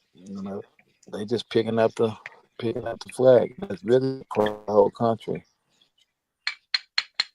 Mm, You know. It's a whole country problem, man. They just picking that inheriting problems and beef that they ain't even know they had, bro. That's it. That's all. That's it. That's all, man. And like you say, man, the older brothers, and I said that.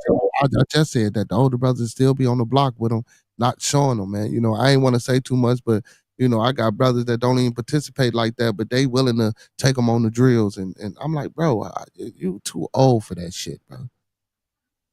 Well, Like you not too don't you old. don't tell them, If they still on the block, they was a kid anyway. They a kid in the man any yeah, fucking way. So well, they need to yeah, be but on the bro, block because they can't be around people to pay bills and handle business because that don't resonate with them. So yeah, they in the yeah, right place. I'm glad Same you with them said too. that, Hood. Yeah, he right. A lot of our Yeah. elders, they still got a kid mentality.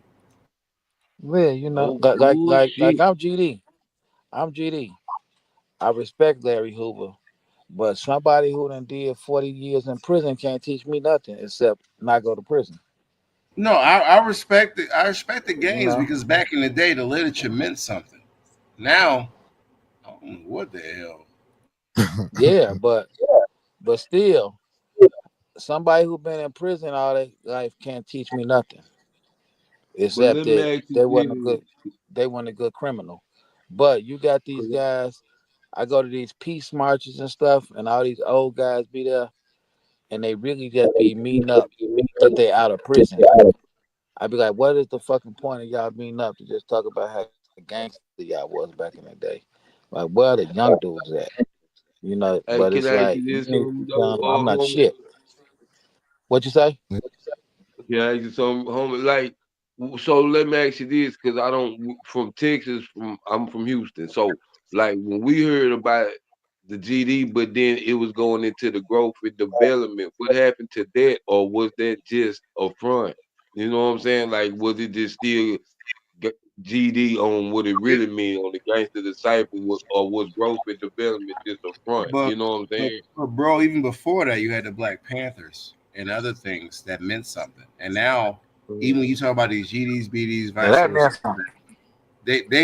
they were about something. Nowadays, I'm not sure what's going on. You can go back to the Black Yeah, Panthers. that's what I'm saying. Like, There what was there stopped the was there growth was and some there was some development? substance. What stopped it?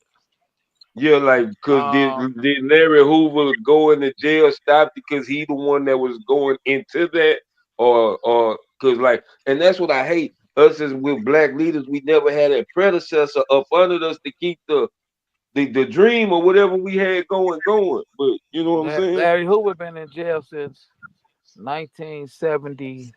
Well, he been in prison since 1973. I don't know how long he fought his case before he went to jail, but he might have been good, but he was still selling dope. So it's like Yeah, you can't never be. Me and one of my homies fell out back in the day over some dope, right? And I told him, like, man, I'm not mad at you about that because we was doing the devil's work. So it's always gonna go Right. wrong when you trying to do right but doing the wrong shit. It's gonna always go wrong. Yeah, but I So got to ask y'all: is there a way to correct that though? Because we have the youth that's following behind us, and it's like we give a lot of explanations, but what's the fix? you That's just the gotta point. tell them the truth, man. People don't see. It's always gonna be gangsters and thugs. Go look at Greece. It was in Happy Days. It was always thugs around, but somewhere down the line, being a thug and a gangster became the popular thing to do, and it Mm. should never been that way. People don't idolize the person who graduated from college. They idolize the person who went to the Thank you, sir. penitentiary, and Yeah, it's Thank you, like sir. they We see. that's the changed the dumbest shit culture I from ever seen. what's actually genuine and actually good for our community But to what's let me popular. ask you this. Let me ask y'all this, because I seen this on YouTube where the black dude say, man, it's somewhere, so they call it the fourth grade curse or fifth grade curse. Like somewhere when we get to like the fourth or fifth grade, we stop wanting to be law officers and doctors and lawyers, and then we want to become basketball players, gangsters, and all this. You know what I'm saying? Like, do y'all believe somewhere like towards the fifth and sixth grade, we start changing our mindset of where we want to go? Well, it's about what's popular, right? You see the dude on the street looking like Jay-Z, and he got the popular, he got the juice or whatever the kids call it. Who you gonna follow? Yeah. Are you gonna follow the little nerd dude that you call lame and the simp and Well, all that? So it's well, kind of tricky. for me, for me, I got like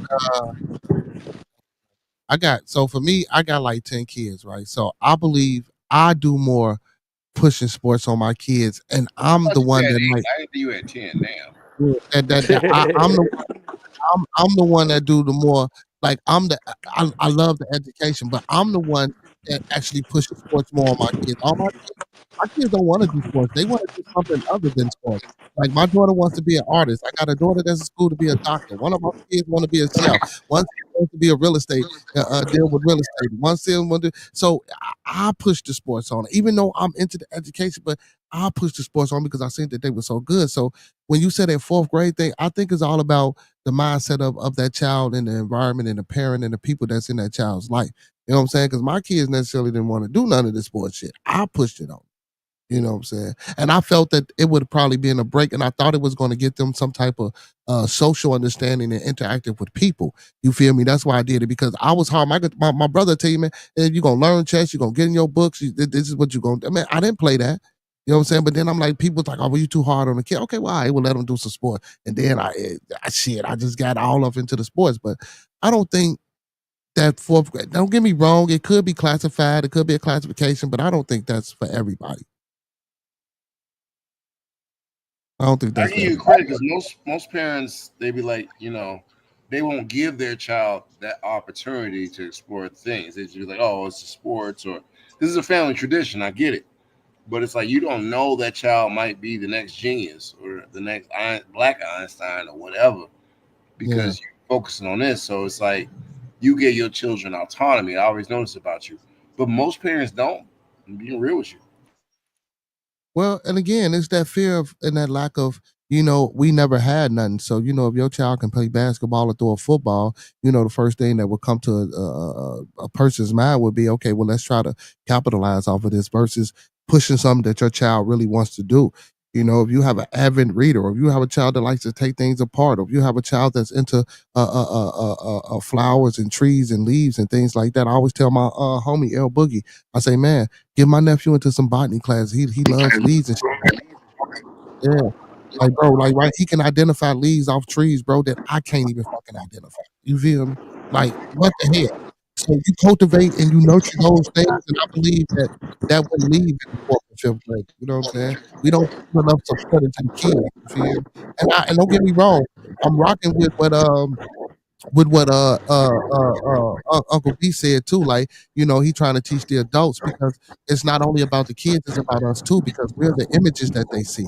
So if he can change the imagery that they're seeing, they would change their mind to do better. That's why I mentioned that diamond. with you, brother Fox, because when Coach Ricky was on, he was talking about, no, we ain't got to reach. If we can reach that person that's at the top of that diamond and get him to influence the other kids not to do that Your shit father, either. you're right. You're right. You know what I'm saying? So, I mean, Yeah, it's you gotta start with the grown ups, and that's where everybody else is getting confused because like all I ever wanted to be was a gangster, and it wasn't from watching my dad. My dad was nothing but a man who took care of his kids and went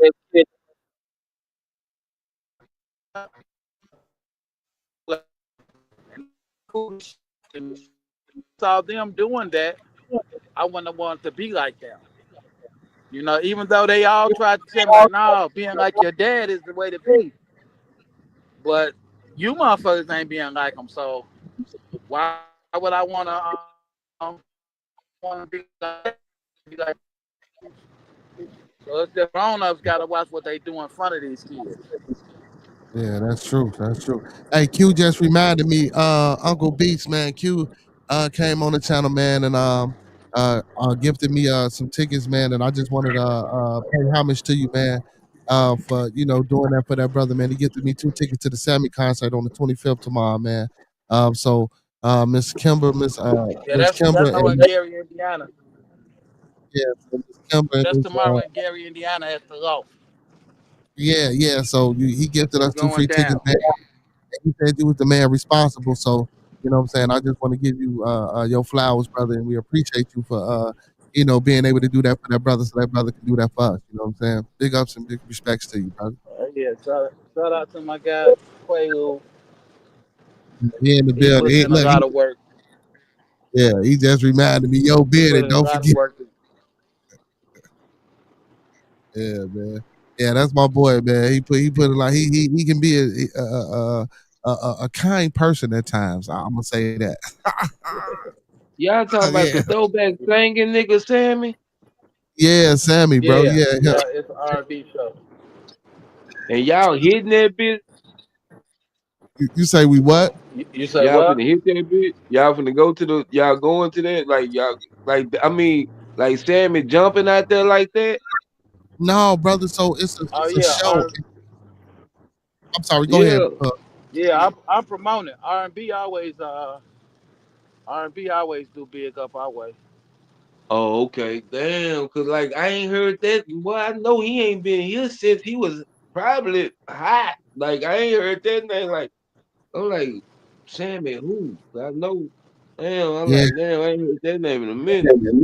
yeah. But we like the R&B, man. Y'all get the drill shit. You know what I'm saying, in this new era. But we like the R&B. Kale. You know But what I'm talking about? you say you in Houston though, right?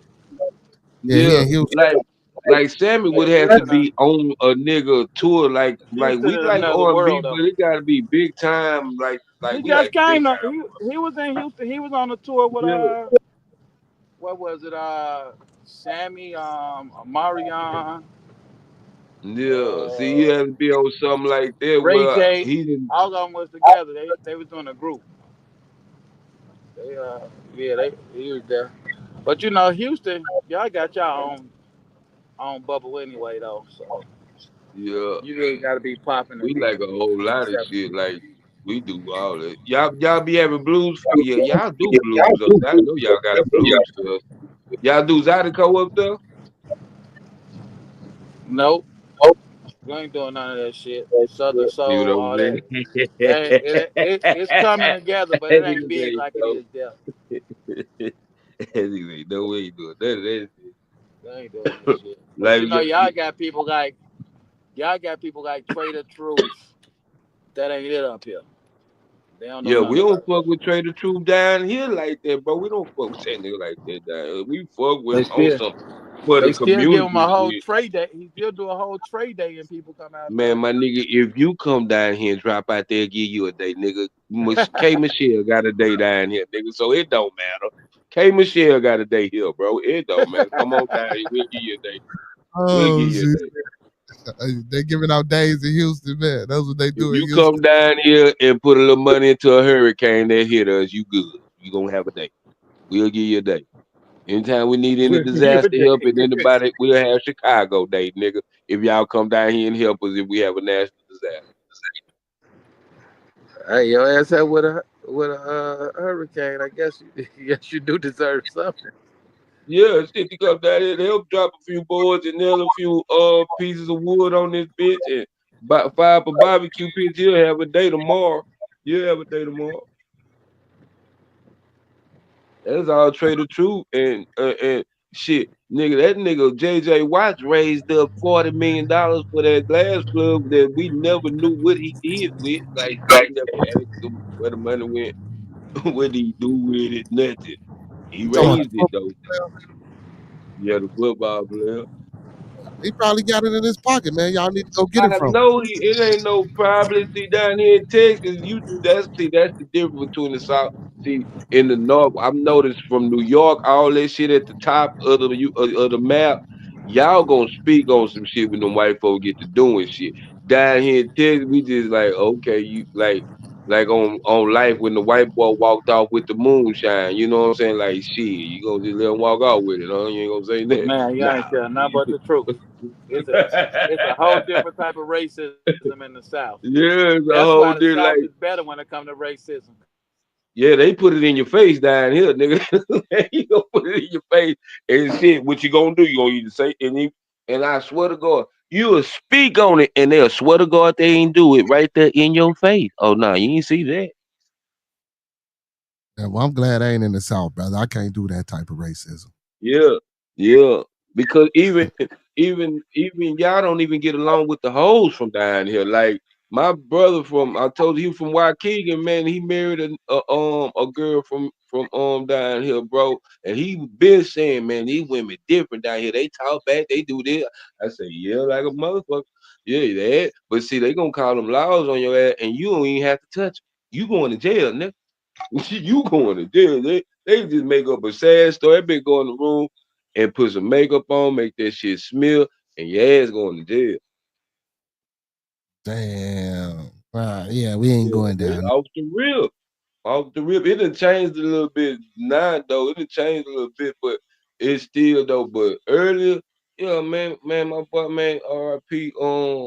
Julius Taylor, that was his name. He used to stay in I think he said he used to stay in the Robert Taylor home, some shit down there, but he was from Waukegan though. Yeah, Know what yeah, I'm I'm from Robert. saying? But I'm from Robert Taylor. You know what I'm saying? That's why I'm from Robert yeah, Taylor. his name Julius. They used to call that nigga JC, man. He died down there having a seizure. He used to have them grand mal seizures. Them grand mal. They ain't grandma. Grandma, however you say the motherfucker.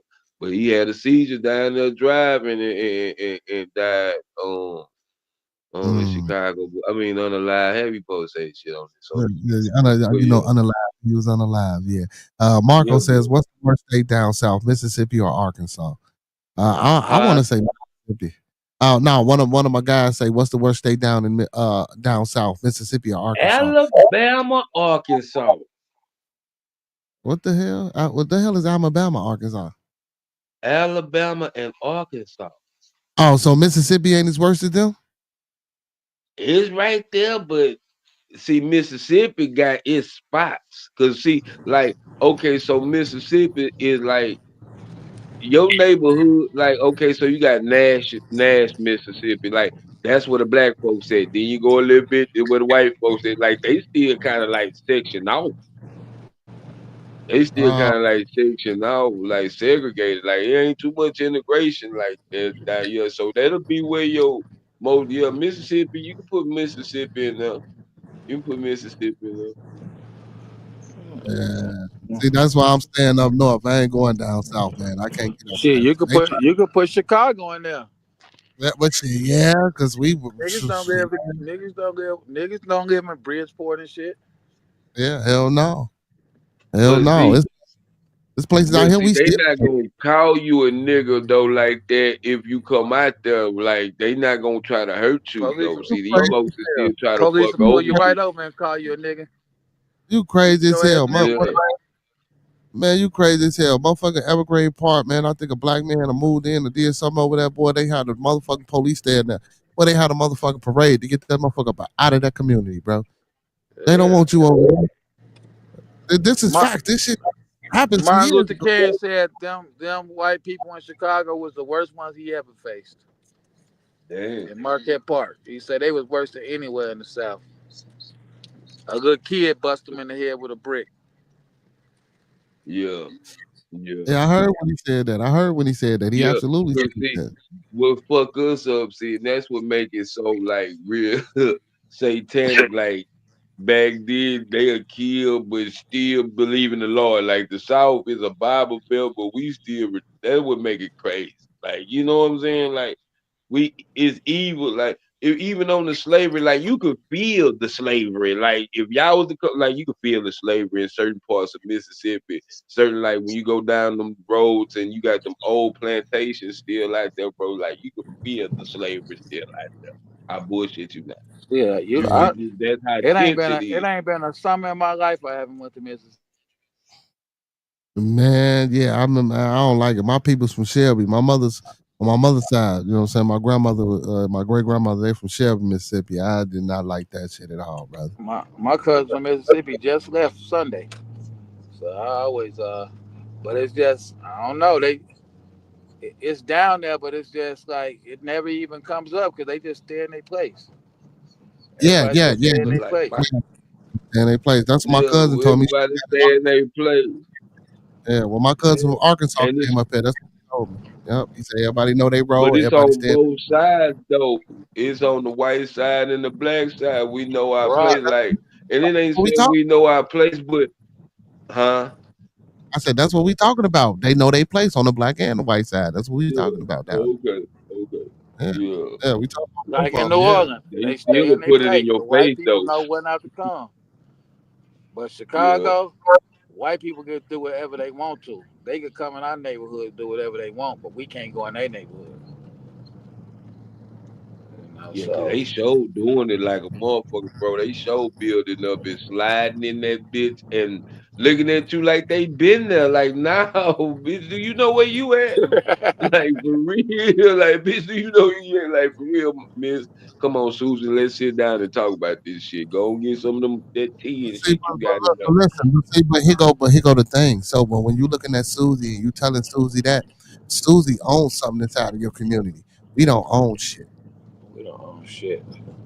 Now, Susie work in the medical center, so like how the hood is like I don't know how they made Houston, but all the hoods are close to like the downtown.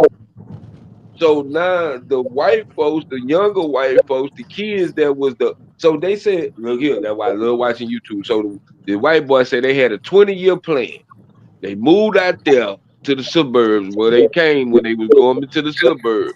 Now the niggas moving to the suburbs. We not taking care of the property taxes. They selling the shit for dirt cheap. Now they coming back to the city because we losing our property. People ain't take care of the property tax. Niggas in the hood high. They cleaning it out.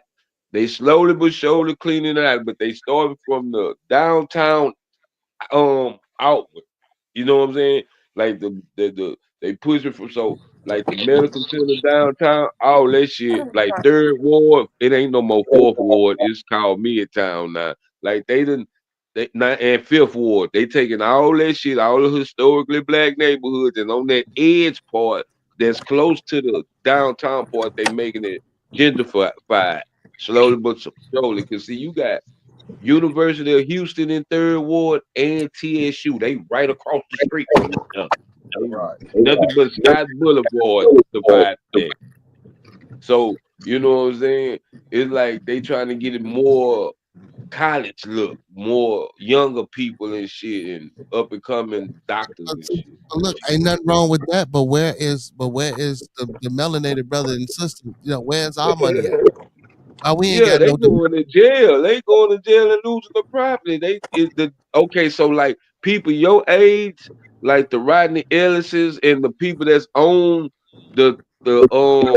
on the city thing, you know what I'm saying? Like males and people that's working in the city shit. Like, bro, they starting to get old and die out. And the younger people that's coming up, they growing up in the suburbs. So they not connected no more to the hood. Like how they came out the hood and went into office. Now they coming from the suburbs. So they disconnected. They already smashing this. They a part of the new shit coming in. back. Pick up to Miss Sponsor. back for being Because in they the went to building. school with these niggas in college, so it makes sense to okay, yeah.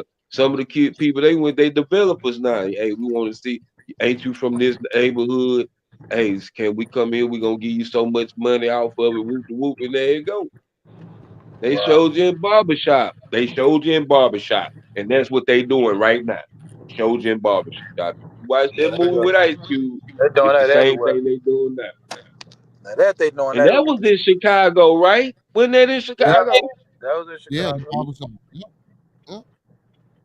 And what's crazy is why y'all mentioning that they doing that right now.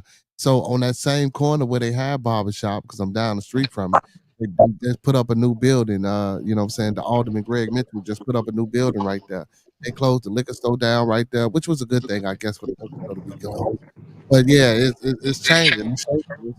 Yeah, yeah. Yeah, they put it in our face to show you, like, and I promise, bro, and they not lying, bro, with the movies and shit, bro. They put like it's like okay, so it's like I believe the spirits say we can tell them what's going on, but you can put some bullshit around it. You just gotta decipher what's real and what's not. Like they show us in all what they doing in so many ways, and we sit there and let them do it, whether it be through movie or on the news. Sometimes, and it'd be like one or two niggas fighting in the hood, but man, I need to get my nigga Poncho on here, man. Like he fighting hard for the hood, but it's hard by itself with one or two or three niggas, man. Like you need the whole neighborhood. You gotta make noise. Masses make noise, and that's the only way. Sometimes I know in the South these people are shaking. It's different up north for y'all. I don't know. I don't know because y'all say the Midwest, like in New York, them niggas be raising hell down there with them white folks. Like they be really going to war with them. Like on some Allegedly, go ahead. I ain't saying Allegedly, yeah, allegedly. yeah, shit don't change, yeah. man. Listen. You just like me. You hear the shit but never saw the shit. Yeah, you right. Allegedly, Well, no, we you can't. so motherfucker right.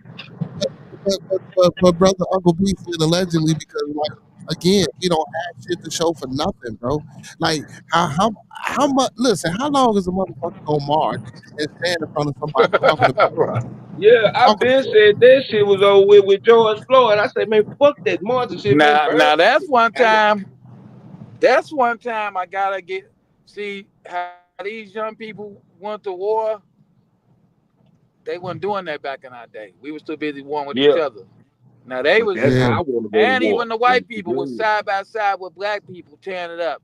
Even though a lot of the Yeah, black people was trying to loot, and the white people trying to overtake the police station, but they was side by side. I never seen that before. I never seen white people go side by side with black people yeah, we just for that marched down bullshit. here. We ain't tear up shit. That's I mean, like they ran into a cell phone store. That was really some roach nigga shit. But I'm talking about like y'all were burning down shit. Like I think even somebody burned down a police station. Like that's what I'm talking about. Let's do that shit, but they gonna shoot the shit out of us down here. They gonna call National Guard and everything. But down here, we get to do that. See, the South is still.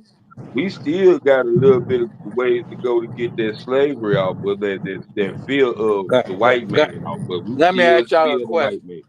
Let me ask y'all a question, right? So I had a home girl from Canada in town, so she was telling me stuff about P Diddy, right? And she said he had an underage white girl that he was raping, and I said never. Somebody tell me what they think would have happened to him if he had an underage white girl. uh, he probably wouldn't even be in the federal penitentiary. I think they'd have been off this ass, boy. I'm gonna keep it 100. If if they thought he had a little white girl in there, man, I'm gonna keep it 100, man. They'd have got it, man. It wouldn't have been ain't for real federal penitentiary and freezing his I, assets, that's what I man, told her. She thought I was playing. She said, "No, man. that wouldn't have." Said that motherfucker be hanging from a tree, and Nah, no all of us see it. bullshit. That's But facts, bro. That shit. Come on, a little white. Come on, man. No, hell no, Yeah, hell. It, it wouldn't even been a she like, list. It would I have show been you on just Google. her. That's I all say you they don't have need. to show me. like, you ain't have to show me because I know it ain't happening. Yeah, There ain't nigga, we nothing you damn can near say. lost Kobe Bryant like that. Hell no. Yeah, shit, we Yeah, damn near y'all lost told me Kobe like like that. Shit. that. No, no bullshit. They ain't gonna play with that white girl. Hell no. Shit. And why you If you say damn did near that, lost Kobe? We did lose them. Why you we said damn damn near near we did? lost Kobe like that. Hell no. Shit. Hell no, they ain't gonna play with him. Yeah, we definitely lost him. We did lose Kobe. That's what I'm saying. And his daughter. You feel No, me? he bounced back. He ain't do no time. That nigga won a championship after that. We damn near, That Monkey, that monkey don't man, we mean he lost bounced back. OJ We too. don't know. We don't know Yeah, he monkey what he man, was bounced back. paying and Okay, yeah. stopped paying. We don't monkey know man. what he Calm stopped down. paying before that helicopter went down. That's all I'm saying. And that helicopter actually went down with him and his daughter. Again, we lost Kobe Bryant. I'm not trying to, pull up no conspiratorial shit or say that it was linked to, war off the band, but who the fuck knows? Who I knows? Get don't back, know who it get is. back, But what get back. happens when somebody gets killed by people? It sends a message to other people. You could Mm-hmm. be next. So Yeah, you just yeah. you just never know. 'Cause we all know nobody had a problem with Diddy. I might have my numbers off, but I think they said he was getting 30 million a month, and he said, "Yeah, that's nice, but these motherfuckers making $1 billion off of me. Why I ain't getting more? They racist." Next thing you know, they go to case, lock them Yeah, up. yeah, you right. Everybody knows. Soon as he wanted more money. Now look here, nigga. If you getting $30 million a month, shut the fuck up, man. We can't Wait Nigga. a handle minute. your trick bill Wait higher a, than that. Your wait a trick minute. bill But higher why? than See, but hold on. Why I gotta shut the fuck up? That's the that. point. That's the purpose. But that's the point. That's the point. Because ain't no way in the fuck if you making $1 billion and I'm only getting 30 million. Man, do you know the percentage of what the fuck that is according to $1 billion? Bro, That ain't no. we selling it. All we asking you to do is sponsor out. Like all you doing is commercials, nigga. So You monkey ain't man, got But nothing. You ain't but y'all dropped a can grape y'all in this can get this motherfucker. shit away till I start putting my name on it. Y'all can right? give it Yeah, away That's for what I'm free. saying. yeah. Monkey man, you missing the point, man. We are the biggest consumers of any fucking thing that they pushing in this world, bro. You feel me? So if you gonna use me to capitalize off the shit, let me make some capital off the shit. Not Cause no you're 30 getting million. that's like you getting $100 and giving me $5, and I'm the motherfucker bringing in the money. That that's really what it boils down to. And if you gonna be that motherfucker that say shut the fuck up and take that 30 million, guess what? Just like he said when they do what Uncle B just said, when they take you out, it sends a message. So if you the motherfucker that's gonna constantly take that 30 million, it's sending out a message. You feel me? Oh, that we can get these niggas for nothing. Excuse my French. I bet you it is right now. Once this shit over with, he gonna wish he had that 30 million a month. At the end of the day, that's what I'm saying. If you shut up, we know you're freaky, nigga. Ain't like you got something to stand on, nigga. You're freaky. Shut the fuck up and take the 30 million, nigga. You freaky. We know all your business. But We gonna again, but take that you to court and you gonna but But that lose when ain't the it I come, can see if it was when a it stand become up nigga. when it I being can see freaky become against the law though. what I'm saying. What because has society gonna make you Damn look right. like that and they gonna stop you being a consumer. And you now we damn ain't consumers you no damn more. right. We ain't consumers no more. So yeah, we gonna stop the 30 million out. We so rich, nigga, we'll start a new company and get another nigga to market it. Fuck you for lesser than that. So at the end of the day, yeah, we know your business. Shut up, nigga. You know we know your business. Shit. Yeah, shut up, nigga. I'm with you. Yeah, that's what I'm saying. I can see if this was a stand-up nigga. I can see if this was Denzel Washington or somebody, nigga. Yeah. Hell no, nigga, shut the fuck up. Shit. Nigga. Yeah, that's We know how to play this law game. You cannot go to war with the people that invented the law. ooh Oh shit. wee. Tell him You again. can't go to war like that. You gotta go to war with guns, nigga. It gotta be bloodshed, nigga. You can't go to war with the people that you heard what Tory Lane say, man. Go listen to Tory Lane album. That nigga lawyer told nigga you finna go jail. Shit. So at the end of the motherfucking thing, you know, man, they run that shit. And it's gonna be bloodshed before it be some real shit going on. That's the only way I see it. You can't go to war with these folks with they shit. You go well, get an well attorney, okay, well, a first of all, lawyer. listen, but hold on. But you say you can't go to war with these people with their shit. Who you know going to war with these people with their shit? But come on, man. Melanated We brothers and sisters using their don't know. shit, bro. We using their resources. We not using our resources. We not when I say using our own self-talk, not like you say in your country. We'll raise our own mind. Everything they done taught us is they shit. And we so using they shit against them. so again, calm down. So again, if we inside of their country and we using they shit, my point and what I'm trying to tell you is we don't even know they shit to use the shit against them, but to use it for an advantage of us for it to be a fucking resource. You feel me? We don't know nothing. How many times do I come up here and tell y'all to go get the Black Law Dictionary 12th edition? How many times do I say also on top of that, when you get that 12, go get that first through third to start a collection and read up on it? I guarantee you, man, out of the many days and weeks that I've been up here and put that shit up here, no one has even thought about going to look it up and buy that damn book. No, I haven't. But let me ask you this: will the Black Law Dictionary for sure work against the White Law Dictionary? Ain't no white law dictionary. That is they dictionary, brother. Okay, let me know something. I don't know if it's a color thing or race thing. Help me out. Please You've been over save here. me.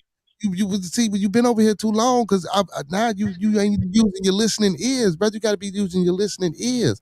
You know what I'm saying? You got to listen. You now listen because you jump in stages. You using your attentive ear because you at attention, but you're not listening. See, you skipping the first stage. You have to listen and before your ear can become attentive. You feel me? We say this so many times that the Black Law Dictionary is important for our young brothers and sisters to know about and read and sit down with your children and tell them because that's their law, brother. It's called the legalists. They created their own language and law that's against us. That shit that we reading it, that we think we going into these courts and we saying and we getting the lawyers. No, brother, you need an attorney. Get that law dictionary and learn what bro, trust me, just get it and read it. You feel me? I'm not telling you nothing wrong, bro. The Black Law Dictionary is the law of the fucking land. But see how blind I am in the South because I'm thinking it's a racial thing. You see what I'm saying? I'm thinking it's a black law, like for black. See what I'm saying? No, oh, okay. No. See, and That's that's why how I'm we are in the South. When you come in a nigga, and I hate to use the way I talk, but that's just the Southern slang in me. So I am more intellectual, but when I'm relaxed at my house, this how I talk. But oh, get anyway, down, man. Let you get down, brother. What you do? Get down, brother. but Get down. now because I don't be wanting people to think I'm ignorant, you know what I'm saying? But now I be wanting to know, and I don't want nobody to think I sound ignorant. Like, bro, the most of the knowledge I got is from people like to know what's going on is people from like New York to understand God mind, God body, to understand the York right, this Scottish right, the Prince Hall and all this, to understand a lot of stuff that's going on around me in the South, which is still hidden. That's like Masonic is still like that's damn near like Illuminati still in the South. Like you gotta really, they don't play that here. Like you gotta really be with the people. You gotta know what you're talking about and move the way they move. So you know what I'm saying. And it's not and it's not racist. It's still it's still racist to a certain extent inside of the Masonic thing because it's still segregated. They be having shit like this on Go Monkey ahead. Man. I said, nah, I said they be having shit like that on.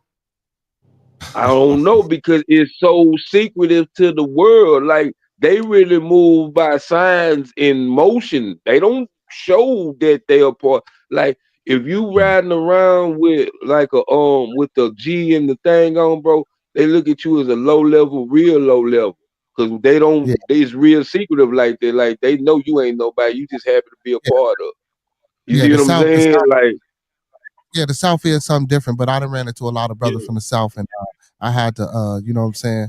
I ain't gonna speak on it like how I'm gonna speak on it, but I had to get them to an understanding, brother. You feel me? Most definitely, I straight up. most definitely to understand it. But yeah, man. So what? Y'all deep. So to speak on what you were saying about how you thought it was a black and white thing, so that just speaks to geographical disappropriation, because and which is a good thing for us to know about, because listen, when you in certain places in certain regions, see, so I didn't look at it. Now that when you said that, I didn't look at it as a thing of you being ignorant or the lack of. Again, you're from the South, so things are different. You feel me? Things are looked at and viewed different. That doesn't negate the fact that you know what I'm saying. You don't know what you know. You know what I'm saying? It's just different because of how it's presented. You feel? That's all. So Yeah. yeah, brother. Yeah, Nah, that's I it. Yeah. just feel dumb. That's why I had to say that on my behalf. It ain't got nothing to do with you. I feel like, God damn, I feel dumb as motherfucker. Like they got a block. And see, that's what they say. Hide it in the nigga face. Put it in the black book. They ain't gonna read it no damn way. Yeah. It ain't What's even called a black law book. Yeah, it should be the first book you should grab if it's black. Shit. But yeah, I never heard it that way that a person thought it was a black and white law book. But yeah, man, it's a book, bro. And again, like I say, man, a lot of us need to get into that. And listen, I'm not talking about just for brothers who've been in jail and in the penal system and all that. No, I'm talking about for the regular folk, because the regular folk are the ones that get accosted and bothered by the police more times than none. You feel me? And we don't know. We don't know. Just like the other day, remember we was talking about driving and traveling, the differences between driving and the difference between traveling. See, we don't know. Again, because we not in these books. See, they know we not reading that shit. They know we not finna get into that shit. They know we not finna come up out our pockets when we get our income tax and everybody on the block put $1,000 into the pot and we buy this vacant lot right here. They know we not finna do that shit. And even if we do that shit, they gonna wonder why in the fuck we doing it. Shit, they gonna be in our business. They can be Yeah, none. but They just know people be scared to. You know what I'm saying? Like yeah, I had yeah, I had a fair case. I beat my case. They had to drop my shit because I just wouldn't go for anything. But you had people who's telling me that they was probably sent to me to say that too. Man, don't take them to trial. Nobody wins. Nobody wins. I'm like, well, okay, well, I'm gonna win, motherfucker. And yeah, they had to because the dismiss my feds shit. go. Yeah, because the feds gonna only buy evidence. No, you gotta have a mean racketeering shit going on for them to. The only way they can get you for conspiracy gotta be a whole line of niggas that is connect. Cause see, they go off of evidence. They gotta have solid evidence. The feds, they not gonna go off Allegedly, no hearsay. because Yeah, they said they yeah, had cause they all can this hit you on evidence on me. conspiracy. Like I say, they can hit you on That's what I conspiracy, had, a conspiracy. And my lawyer said they said but they it's got hard. video of you selling drugs and phone conversations of you selling drugs. I say, oh well, yeah, we going to trial then. He said, but are you hearing what I'm telling you? I said, well, I know they ain't got that. He said, how you know? I said, I never fucking did it. So it's unless they got a way to make me be on video doing it. Well, now they got the AI shit. But I never had a conversation about nobody selling no drugs ever in recent times. So unless they go back to when I'm fucking 15 or something. So it's like they do a lot of that stuff just to scare people. And Right, Mm-hmm. that's the same thing the police right. do when they pull you over. They just do shit to scare you because they figure you don't know no better. Mm-hmm. Are you guilty because you are, but they just ain't got it. Like they know you fuck with these niggas. They know you know something, but yeah, I gonna cop out for 20. Why the fuck you gonna cop out for 20? But you been saying for 20 months you ain't did nothing. Man, I You was know what I'm watching saying? people Don't do it left and right. no, nigga, you gotta have nigga, I'm gonna fight y'all to the end, bitch. You like you say, y'all gotta have solid evidence that y'all see me saying some shit. Mm-hmm. That's how they got on conspiracy. Like they didn't really have him doing nothing, but they got too many phone calls. Like you talking to niggas that's doing this shit. Oh Look, shit, y'all look, talking look in at code. Diddy. But Look at Diddy. We yeah, heard all this stuff. All these people was finna get exposed and all that shit. Diddy didn't tell on one motherfucker. He sat there and took it like a G. Didn't tell on cause one this, motherfucker. Fought their ass, and at the end, he gets charged with being a trick. But all this Mm-hmm. stuff, he get everybody, oh, he charged with going being a down. crib. Being a trick. That's all he Oh, a went for, trick. Oh, was being a fucking yeah. trick. Nah, no bullshit. I ain't no tricking. Well, yeah, but tricking is against the law. You can't buy no pussy. But who pussy he bought? Now he talking Oh, about his tricking on he bought somebody, niggas. man. He Oh bought yeah, Yeah. well niggas. he supposed to. Yeah, but man, and that's yeah, but I don't know. That's like I say, Diddy, you knew you was a freak. Shut up, nigga. Take the 30 million a month, nigga. Shut the fuck Shut up. up. Yeah, Shut he the You said, fuck know up. take you're, Boy, you got you know you dirty. boy, Shut they the fuck up. boy, they fucked that nigga whole world up with baby. Never in my life have I seen a nigga case get fucked out by baby. Like that's crazy. Like 1,000 bottles. Like we could throw out all the drugs and everything. Nigga, why you got this many motherfucking baby oil? For what? Nigga, I ain't that mean, And rich? that's the thing. but again, But who cares though? Like, why the fuck? Like, why is that even a thing? Or like, why do we even Because care right now? society gonna talk about it, But and still, it's but that's gonna what I'm. make him look If like he a didn't steal weirdo. that baby oil, they shouldn't have had nothing to say about what he do with his fucking money. That's what I'm I saying. That know. shit don't make sense. We push and perpetuate that bullshit. Not the media. At the end of the day, the media put it in front of you, but we the ones that keep it Yeah. going. We didn't get that shit no thought. Nobody got. I don't fuck about no baby oil. Well, My nigga, if your partner, if they did a drug bust at your partner house and they came out with 1,000 bottles of baby oil, you would say, nigga, what was you doing with all that? I mean, I'm just saying, that's just some hard shit. I'm But I, saying that's his business. He can spend his money on what he wants to. I do understand that. But there's like some odd shit. That's why I say, where's the tapes at? Where's the other shit at? Like, even with Epstein, because I'm like this too. You better not say nobody who was at Diddy party till you say who was at Epstein party. Y'all had that first too. See, that's the thing I'm looking at too. It's like some even shit going on, but y'all ain't talking about that white boy. So leave the nigga alone too. You know what I'm saying? And y'all caught the white boy red-handed. Y'all went through some he say, she say through the years of Diddy. You know what I'm yeah. saying? Shit, till y'all seen it was true. Well, they all trying that to. what Diddy was supposed to make him plead guilty. Yeah, yeah, That's what they taking his use the money. internet for, to make you plead guilty. Yep. Now they said, do y'all believe this? Now they saying Epstein ain't dead. And I do kind of believe that. I don't know, I man. believe none. I don't know, man. Listen, that ain't for me to I don't know, and believe I nothing with him. yeah, I I'm don't give a just fuck. saying, how do everybody we know die, we see the funeral, but when they die, we don't never see a funeral. We don't never hear about a memorial, nothing. They just disappear. Well, That's all I be saying.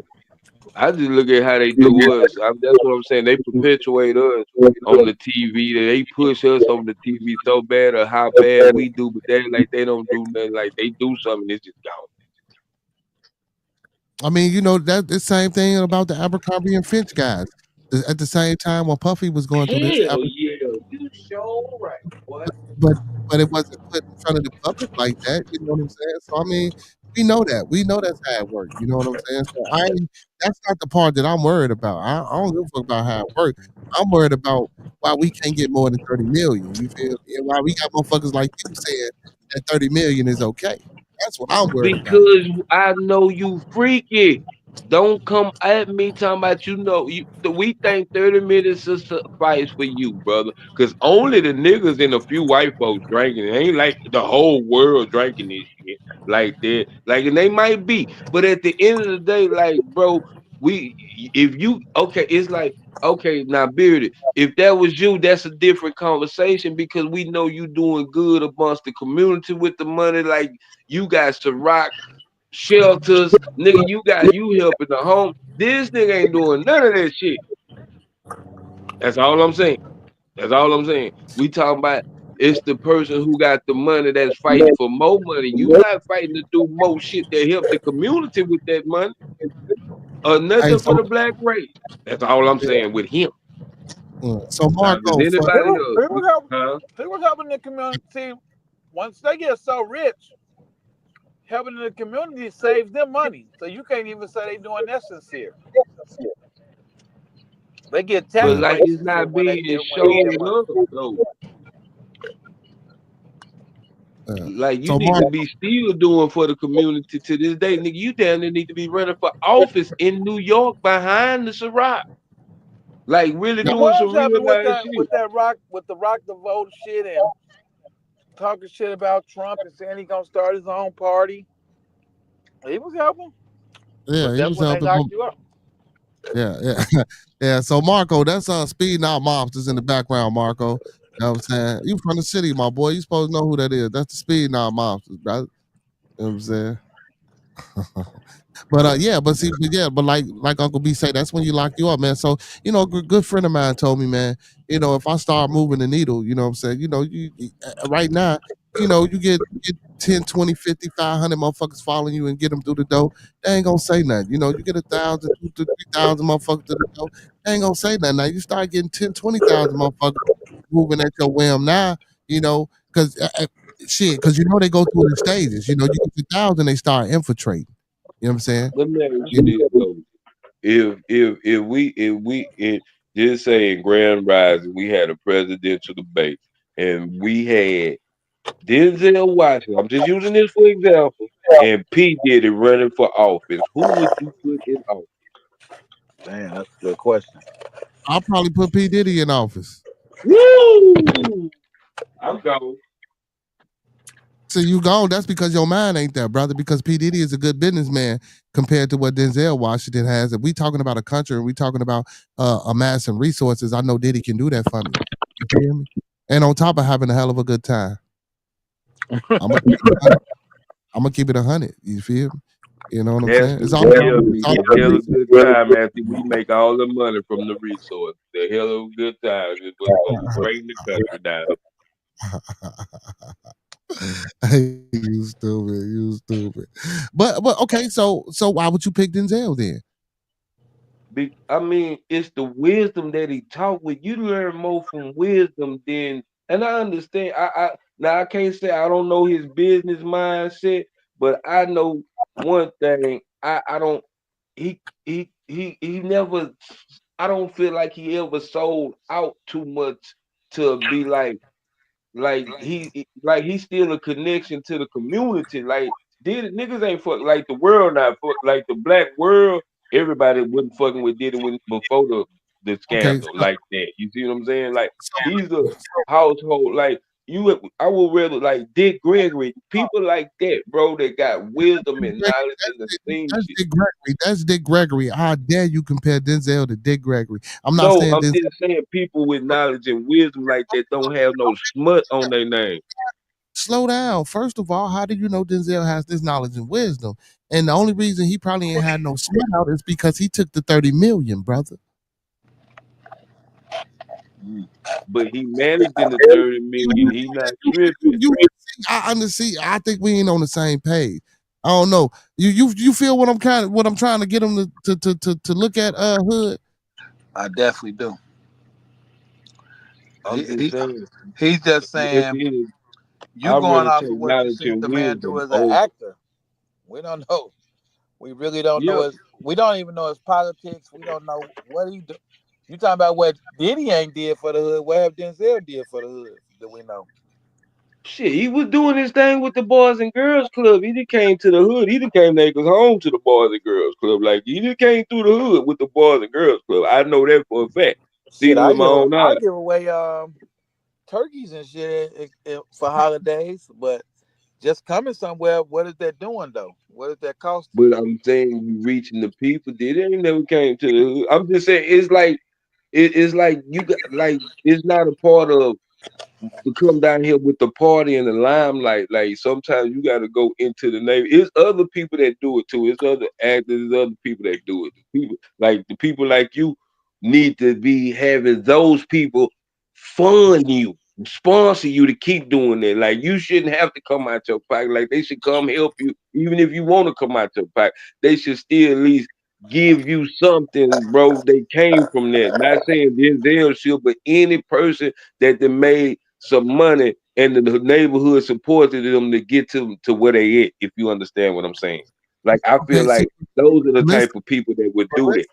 but listen. See, again, you're not understanding. But listen, this is my money. I made this money. Why I got to come back and get something to the hood? Ain't nobody ever taught me. We didn't have this conversation on the show. Ain't nobody ever taught me how to pay it forward. Ain't nobody ever taught me how to give a fuck. And all I know is survival of the fittest. All I know is what the fuck I'm gonna get for me and mine. Why the fuck am I coming back to a hood, to a place that didn't give me shit, and I want to get back to it?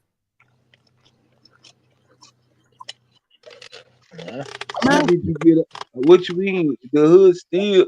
I mean, but why would you even want to leave it like that? Why would you even not drop another lifeline to help a nigga get out the hood like you did? See, you It's missing just the to point. drop a rope down to help another nigga out the hole. You got I out the hole. Why you want to help me and give me away? Show okay, me a so way. I got out the hole right my way. So why can't you get out the hole your way? So what I'm saying is, I agree wholeheartedly with what you're saying. Don't get me wrong, but what I'm saying is, you can't negate the next individual's experience or the next individual's mentality and what the fuck he's thinking about and how he want to live and go about his journey. You feel me? Yeah, we want motherfuckers that got money like the Oprahs, like the Jadas and the Wheels and the 50s to come to the hood and fucking put community centers and maybe do this and do that. Like, but how realistic is that? Honestly, how realistic is that versus the people that's in the community keeping that motherfucker upright, keeping it you know how it's supposed to be? And again, I tell y'all this all the time. I ain't trying to do away with the crime. I ain't trying to do away with the unaliving. I ain't trying to do away with the drug, because that shit has been around since, goddamn it, man's got put. So for all you motherfuckers that believe in this God, he put that shit here. When he put you here, he gave you some recreation. That shit ain't going nowhere. But again, we don't even try to do nothing inside of our community, bro. Like, we don't help the next man. So why would I expect this motherfucker with money to help me if I can't help me or we can't help each other? But shit, I slightly kind of do. Like, I mean, it ain't much, but I mean, I help. I do a lot of shit for the drug addicts and shit out here with the AA and shit like that. It's like the little parts we do, but it ain't enough of us because people have that mentality. Why should I? Well, if you never came from the gutter part to understand, like, because yeah, I had to find my way because nobody would help me. But I'd be damned if I don't find a way out and don't help another nigga. Say it's a tunnel over here. You know what I'm saying? That shit, I kind of helped you. You can go your own way in the tunnel, but hey, man, it's a little bit easier. Like, I didn't help people, bro, get jobs, all that shit. Like, it's whatever they need to do to better themselves. But Cause sometimes they you need to doing your see a part nigga. though. Yeah, You they doing your gotta see part. a nigga doing it, bro. Like, they Cause love me doing this shit with you y'all, can't bro. save everybody, bro.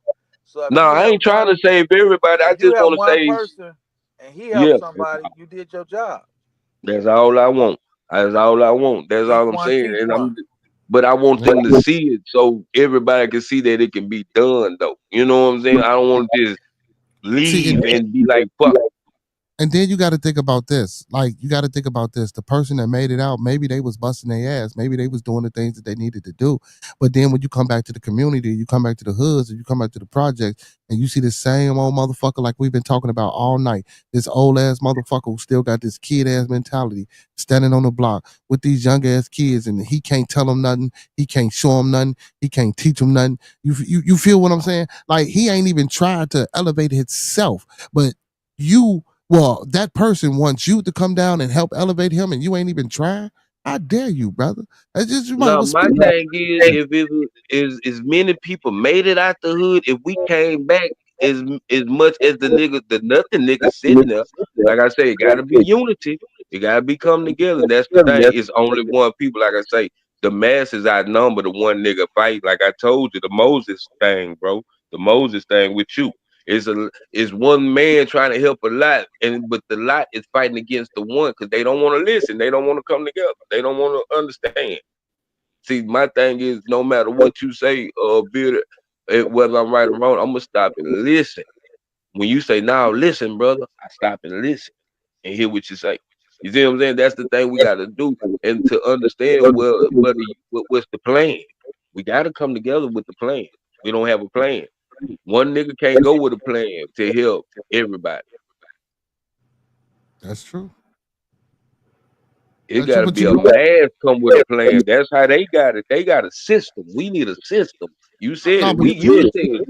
yeah, but you know how we do that? We doing that now, though. You feel me? Like Yeah. again, like when I say, when I come up here, bro, I don't give a hell if it's 1, 2, 3, 4, or if it's nobody watching. Guess what? If you happen to skim by and you check out this publication and you see us, these three kings on the screen building Monkey TMB with Monkey Man, you see Uncle Beats Hood Hierarchy, you see Beard Genghis Khan, you know what I'm saying? Beard the Conversation. We over here building, we over here making differences as small as it may be in our communities, and you know, we outreaching to other people and we networking and we trying to get it. Guess what? Some people they gonna filter in. But guess what? Again, like Uncle B said, you ain't gonna be able to save everybody. You think them white mother, you think the people that build this government, you think they really give a fuck about the people that ain't trying to do what they trying to do? No. Guess what? We got something for y'all ass. We gonna construct this and we gonna put y'all ass over here. And guess what? We gonna trick and we gonna fool y'all ass, and y'all still gonna vote for us and give us y'all money, and we gonna do what the fuck we gonna do with y'all. Yeah, I'm through with the voting. I don't know. I'm through with the vote. I'm not voting until we get our own party and we moving. I'm not voting till we get our own goddamn party. I don't want to be a part of Democrat, Republican, none of that shit. I want our own motherfucking party. Why not There though? we go. Huh? Why not? Cause ain't none of that shit work for us. I don't give a fuck what side we pick. Whoever we put up there in that motherfucker, they ain't did shit. And it ain't cause like I say, even if we put Denzel, all these niggas been an actor. All of them done told the best lie to get in there to do whatever the fuck they wanted to do. But It didn't benefit nobody like I but them. said, I don't give a damn I'm if about it the was. dudes from the street. That's what I'm about. Yeah. That's why I came And from. that's what I'm about. That's what I'm And saying. Us, the people that's I connected to know the at street. least 40 people that Donald Trump got out of prison that had life and was never getting out. He let out more people than any Hmm. president has. And let's not forget we had a black president before him and he didn't do this stuff. So I don't know, man, but I'm with you. It's like you really don't know who you're voting for. Sometimes you just picking the lesser of two evils. But to me, not voting at all, I don't know if that's the way to go because Okay, y'all two are the presidential candidates. Y'all two, I'm gonna ask you this question. If you let 40 prisoners out in your country, what are they gonna do to help benefit your country? well, I can't say all of them is on business, but a lot of them are trying to help the youth, like I was saying. So a lot of them understand that their time has came and went, or a lot of them is learned from being in the penitentiary. So who better to come out and tell? Like I said, only thing a person in the penitentiary can teach me is why I don't want to go to the penitentiary. So who better to teach them this than somebody who done been there? So I think it's a good thing, but that's just Okay. my opinion. Now, Beauty, now me, beauty, you. now I'm gonna answer the question, and I'm gonna keep it 100. So you trying to tell me because I done let out 40 people that was in jail? That's you mean to tell me that's gonna have a major big overhaul? The motherfuckers that's out here on the streets doing more than what the motherfuckers that did to get put in jail did. So what would be the difference? They humans, they people, they deserve second chance. If they fucked up, we gonna put them right back. What? Oh no, what I'm saying is these other MFs ain't help nobody. Yeah, true. Yeah, true. So we Now, we but no, benefited nothing. We yeah, we've benefited been nothing from them. Yeah, fact. That's what I'm saying, bro. That's what I'm saying. So like, it's like even everybody, because it's people that's not in jail right now, bro. That's doing this craziness. That you see what I'm saying? So I mean, they not in jail. So what more harm is it gonna cause? Well, It's still just a No, like controlled environment. uh, another my thing he thing was doing with right. the question was what or and he kind of answered it to a certain extent. If I let out these people, I gotta have something in place for them to do to give back to so the next generation won't go or something. You gotta be in place to do something. I'm just not gonna let you back out to the masters and you lost and you've been gone 40 years, 30 years, 20. Like I would let more people out there's more of in the job programs in jail. That's trying to better themselves to come out in the community. I ain't just Now gonna there let you out go. That's random, all. That's all I'm saying. random. I ain't You gonna let giving out these random. people you giving these people a chance to change the world instead of Yeah, just coming out going back to crime. yeah. Like, what is we letting you out for? Like, you know what I'm saying? Like, what is you gonna do to impact your life? Not even because just one person changing that used to be a bad guy. That they label us one person changing impact the community. That mean that nigga ain't doing that shit no more. And we already brewing that shit. You see what I'm saying? So I feel like it got to be a reason to even let them out. Okay, cool, they out, but what does that do? Because they still going back. They not even coming back to the community or anything, or even being put on the forefront talking about things we should like. We still putting out these niggas like Terrence Gangster Williams. You snitched on 1,000 dead people, but you know what I'm saying? Come on, that ain't real. Whatever the case may be, he ain't doing nothing to impact. We got niggas like Charleston White. They done been to jail before. They saying good shit, but it ain't really impacting the community. Okay, We rather but, look at the shenanigans.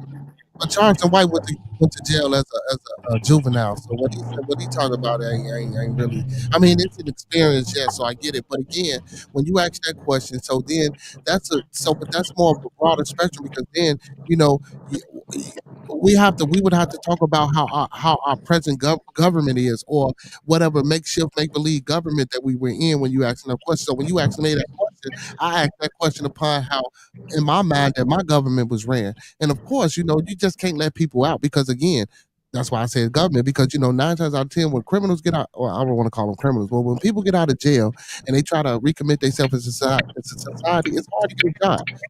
So but in my circumstance, that's why I say I don't mind second chances. I would have programs for these men that's getting out to get better and be able to really become rehabilitated because prison ain't a rehabilitation center. Prison ain't shit but teaching you how to do the same shit that you were doing when you're on the street, teaching you how to do it better. You feel me? Trump giving felons their gun rights back. He giving gun rights back to felons. You feel me? So yeah, so it's like, man, it's just it's about your government. It's about the government system we in and about the things that we got set up into play once we let them out. So of course, But he's still a piece of trash, though. Don't get me wrong. Don't get it mixed up with what I'm saying. oh yeah, most definitely, You most gotta Yeah, definitely. pick the nah, yeah. I lesser mean, of the two that's what evils. I say. At They all the messed end of up. the day, they all. That's why I say it's just a good lie. Like, man, that presidential debate shit from a child, bro. That shit just been games, bro. They just whoever tell the best lie. That's how I look at it.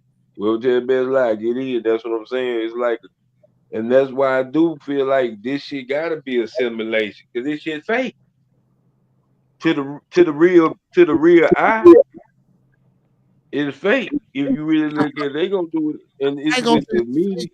We huh? just don't. I say I wouldn't say it's fake. I just say we just not in them places in them spaces to play that game. You know what I'm saying? No Because again, we bullshit. don't. Who said like that? I'm just saying We not. we don't understand the game, bro. We No, listen. no, you just said it. As much money as we spend, bro, there's nowhere in the world that we shouldn't have a political party right now where we're developing and culturing and cultivating our own people to go up into these offices or into these motherfucking Congresses and these House representatives and say, this is what the fuck we want. You know what I'm saying? There's no way that we But can't that put 10 in Congress at one time. No, no, And but we because you the still, just hood you ain't just broke. said it. I hate to say People that don't the know the hood war ain't that broke. People don't even know what the war is they fighting. They don't even know mm-mm. the game they playing. Yeah, and when you tell them, they don't want to listen when you're trying to wake Nah, them up. So, shit. you sure Yeah, right. they don't want to listen. That's that part. That's the part. That's the part. Yeah, you don't think we know we spend all this money in the world and ain't got nothing to show for it, but we want to march. Well, like y'all in But that's the Chicago, thing too. I don't think we y'all know. We y'all in know. But Chicago. I watch these fools sit up here and upset about what the Venezuelans is getting. Upset, furious, to the nerve where they hate them, to where they prejudice against Venezuelans. But why? They weren't giving you niggas nothing anyway.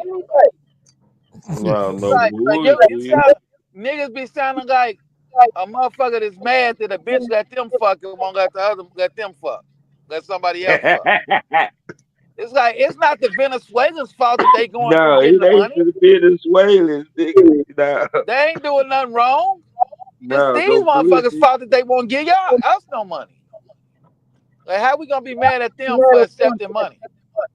No, no But bullshit, boy. people don't understand the fight they fight.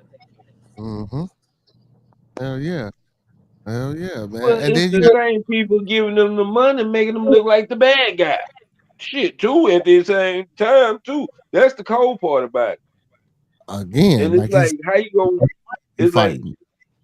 huh? That's why he said we don't know the fight we fight. Yeah, I'm, like, I'm never finna be mad at no poor people for taking money. I don't care what color they is or where they from. They cause are like I poor. said, They poor just like my people is. How the hell I'm gonna be mad at them for being poor?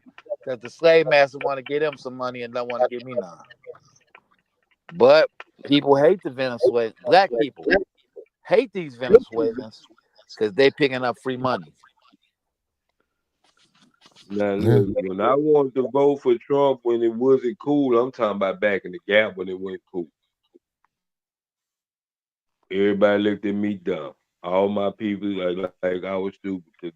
But now, since he done gave out a stimulus, the same niggas that was talking down want to vote for him because he see what I'm saying? They don't even know the fight. They want to vote for him hoping he give another stimulus. Yeah. See, This is because what the the niggas in the South saying in Texas, man. I'm telling you what they saying. That's why I say I'm ready to go. I'm black fatigue. Yeah, I got black fatigue. Look here. I I suffer from black fatigue, nigga. This got to be a PTSD, nigga. I suffer from it, nigga. Like this got to be some shit. big Fox for being on the stream, man, for dropping that black fatigue on us too, man. Hey, Yeah, y'all, man. man. I like that, man. I'm finna tell my wife, I'm finna make that shirt. Well, I don't know. I gotta ask him first because I would want him because he came up with the term before I made that shirt. Because I want to say I have black fatigue. Well, no, he didn't come up with that term. That's just a term that they came up with, for that type of issue. You hear me? Oh, Yeah, he didn't make it up. So I'll read it to you. So it says, understanding black fatigue. It says black fatigue is a term coined by diversity and equity consultants Mary Frances Winters to describe the exhaustion of both physical and psychological that black people experience as a result of living in society with systemic racism. Winters explores this concept in details in her 2020 book, Black Fatigue: How Racism Erodes the Mind, Body, and Spirit. I think I might get that book. I think I might get that book and check that book out. You know what I'm saying? black fatigue. That's a bad motherfucker. Yeah. Yeah, I think I might get that book. I might get that book and check that book out. But yeah, man, see, and shit like that, man. Now, and not only, so when I read the name, of course I don't know, but I want to get the book and see her view and point about black fatigue because she don't sound like she a black woman, but we gonna see what it do. But see, So dude, yeah, I would like, you know what? If you would, I don't know how big the book is, but I would like for you to read that on here and we break it down. matter of fact, we can do that. We can do that. I'll do that. So brother DC says Trump didn't give no stimulus. I know. I'm just saying, but this the niggas in the South. I'm just telling you what they talking about. That's why I say I'm ready to go. I'm ready to go. I want to go to Chicago, like-minded people. So where I can show up in my mind because sometimes they say, man. That's Hey, why well, listen. I don't go to the hood. That's the black fatigue I'm talking about. When you hear a brother say some shit like that and like really for real, like mean this from the bottom of his heart with God stamped on top of that, it's time to go. Hey, and speaking of it's time to go, man. Listen, I want to give a big shout out, man, to all my panelists tonight. Master Teacher for coming in, TMB with Monkey Man, and also, man, I want to give a big shout out and flowers to Hood Hierarchy, Uncle Beats, man, for blessing us, with his presence and them tickets, man. So listen, also I want to give a big shout out to Miss Gigi and Miss Kimber, the two young women that won the tickets, man. So hope they get a chance to enjoy themselves tomorrow, at the concert and come back and let us know how it was. So before I close out, I like for my panelists to give us a few words of inspiration or encouragement, or just something if you want to say fuck you to the people, you can say that. But we're gonna start with Monkey Man first. Monkey Man, go ahead and close us out, brother. Fear, F, false, E, evidence, A, appearing real.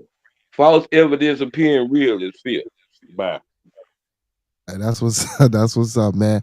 Hey, Uncle Peace, man, go ahead and talk to the fellas in the streets, man. Tell them something good, brothers. Hey man, always support Hood Hierarchy. Check me out on YouTube. Check me out. And never forget, don't break your neck for people who won't break a nail for you. That's it. Facts, I like that. He said, "Don't break your neck for people that won't break a nail for you." Do me a favor, Uncle P, go to Hood Hierarchy, please, and grab that link and put it in the chat for me. So yeah, man, make sure y'all go over there on Hood Yeah, I'm Hood gonna go Hierarchy. subscribe to all you niggas right now. Don't just hang up. Let me drop down and jump on your I YouTube ain't side going now. nowhere yet. I ain't going nowhere yet. Make sure y'all go subscribe to Hood Hierarchy, man. Make sure y'all go check out Spin the Block Media. every Sunday from 7:30. At 7:30, 8 o'clock. Make sure y'all go tap into Hurricane. Make sure y'all go tap into TMB with Monkey Man. And make sure y'all continue to come on over here, man, and have a good time with us, man. I appreciate you for tuning in and rocking out with us, my boy, man. You know, you from the city like I'm from the city, man. Maybe, you know what I'm saying, we can find a way to, maybe get together, you know what I'm saying, do some things, brother. You feel me? Man, I'm down. Yeah, most definitely, man. Man, respects to you, peace and blessings, man. Man, Monkey Man got off. Brother DC says, but Monkey Man, why did you vote for him? Well, look, he gone. We'll ask Monkey Man another time why he voted for Trump. Hey, man, but with that being said, man, if ain't nobody today told you that they love you, we love you here on Bearded Conversation, man. And don't forget, all superheroes don't wear capes, but they still need their theme music. So with that being said, man, to all my superheroes, all my Beardonians, and all my beautiful people, and since we got Uncle Beast in the building, all my hood, I ain't gonna say the N-word, but y'all know what it is, man. Hey, and we out, man. Uncle P, what time is it, baby? It's Cedo time. Hey, man, big shout outs to Uncle Beats in the building, y'all. Don't forget to go subscribe to Hood Hierarchy, the Mobcast, man. Go check them out. I'm trying to get a job. He won't even pay. Hard work and dedication. Ain't no judgment. We just have a conversation. Ain't no need for fun. Give you an opinion, and then you do what you want. Hey, man, y'all will be doing y'all self a disjustice and a disservice, man, if y'all don't go sub up to this man's channel like I did earlier today, man. Good content, great content, man. I appreciate the brother for joining the stream tonight, man, jumping on. And big ups to him, man, because he was the person, man, that dropped them tickets on Q, and Q dropped them tickets on us. So Miss Kimber and Miss Gigi, man, please go have a good time for us here on Bearded Conversation, man. And y'all, don't forget, stay tuned in every Monday through Thursday for Bearded Conversation, every Friday for Bearded Studios, every Saturday for Bad TV, and every Sunday for Bearded Tabernacle, y'all. Hey, I like this, man. It was grown man time tonight, y'all. Hard work and dedication is what you gotta put in. You gotta go with master your craft. It is simple mathematics. Whatever you give is what you get paid. Champagne and bubble bath. Hey, big shout outs to Quaalude. Big shout outs to Quaalude, man. Coming through, doing what he do, man. Hey, brother, I know you misunderstood, but I still love you, man. Hey, man, we all about love, peace, respect, motivation, and inspiration. Again, we all about love, peace, respect, motivation, and inspiration. One more time, we all about love, peace, respect, motivation, and inspiration over here, y'all. And don't forget to E40 that thing and sprinkle a little support on top of it, man, because a little support go a long way, man. And don't forget to keep everybody in your thoughts, your prayers, your views, and your meditations, man, because without that, we ain't got nothing. Again, keep everyone in your thoughts, your prayers, your views, and your meditations, man. Hey, and don't meet us here, beat us here. Same black time, same black channel. Talk black to me, y'all. And y'all know what I like to say on the way out the door, man. Those that fuck with us, fuck with us. Those that don't, fuck with us anyway. And when we come together, may we always meet on a level. And once we in each other's presence, may we always be humble and plump. And when we leave each other's presence, may we always part on the square. Hey, Uncle Beats, man, you in the city, man. Hey, check it out, Uncle Beats. Make sure you go check out Lynn Chicago Pizza, Dan Soul Food and Bakery, Cafe where grown folks play, Urban Lust Cafe. And if you're sick, I got a doc for you. Make sure you go check out the House of Health and Wellness, y'all. Hey, man, this was a great build tonight, man. Don't forget to tune in tomorrow for Bearded Studios, man. We gonna do this thing one more time and again and again and again, man. Hey, peace and blessings to everybody, man. Like I say every night, man, without y'all, it wouldn't be no Bearded Conversation, man. Love, peace, respect, motivation, and inspiration, man. And we out this piece, y'all. Big shout outs to my residential Dominican from the Dominican Republic, my boy, your boy, our boy, Cedo boy. Yes, sir.